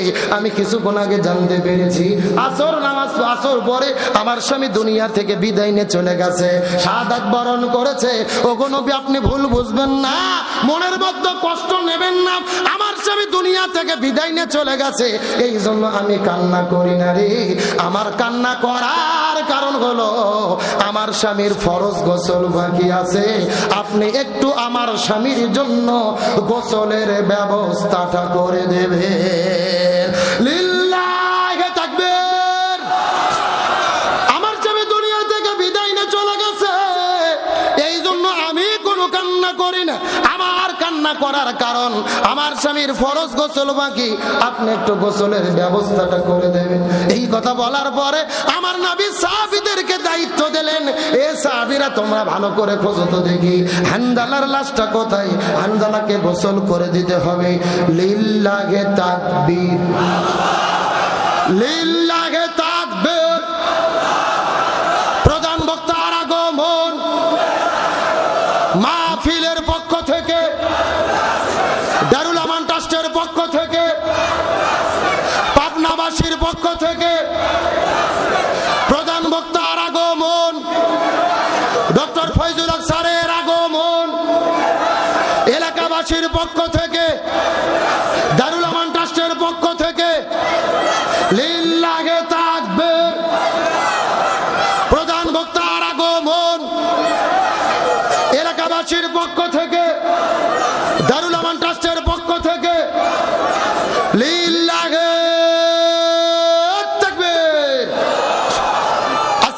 বার্ষিক তাফসীর মাহফিলের প্রথম রজনীর সম্মানিত প্রধান মেহমান এসে উপস্থিত হয়েছেন। আপনারা খুশি না বেজার?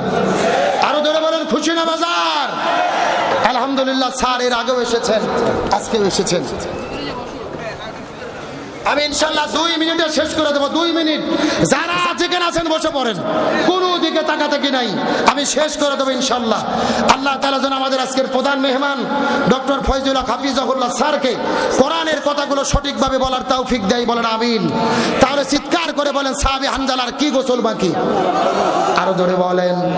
আমার বন্ধুগণ, মুসলমান ভাইরা গভীর মনোযোগ লক্ষ্য করুন। আমার নবী সাহাবীদেরকে দায়িত্ব দিলেন, তোমরা হানজালার লাশটা খুঁজে বের করো। কিন্তু সাহাবীরা পুরো মদিনার মধ্যে খোঁজাখুঁজি করেছে, কিন্তু হানজালার লাশটা খুঁজে পাওয়া যায়। নবীজি কান্না করে করে নামাজের সিজদায় চলে গেলেন, আল্লাহর কাছে দোয়া করা শুরু করলেন। নবীজি লক্ষ্য করে দেখে আকাশের মধ্য থেকে ঝরঝর করে পানি পড়ে। নবীর টেনশনটা বেড়ে গেল, আকাশের মধ্যে মেঘ নেই, কোথায় থেকে বৃষ্টি পড়ে। নবী কান্না করে করে দোয়া করে, আল্লাহর পক্ষ থেকে জিবরাইল আসার পরে বলে, ইয়া রাসূলুল্লাহ, মনের মধ্যে কষ্ট নেবেন না, আপনার সাহাবী হানজালা বাসর ঘরের মধ্য থেকে উহুদের প্রান্তরে এসে জিহাদ করে শাহাদাত বরণ করেছে। একদিকে ফরজ গোসল বাকি, আর একদিকে 3 ওয়াক্ত ফরজ নামাজ কাজা করেছে, কিন্তু দিন কায়েমের আন্দোলন করে জীবন দিয়ে শাহাদাত বরণ করার কারণে আল্লাহ হানজালার উপরে এত বেশি রাজি খুশি হয়ে গেছে রে। এই জন্য আল্লাহ জান্নাতের মধ্য থেকে জান্নাতে ফেরেশতা পাঠায়া জমজমের পানি দিয়ে আল্লাহ তার গোসলের ব্যবস্থা করে দিয়েছে। লিল্লাহি তাকবীর।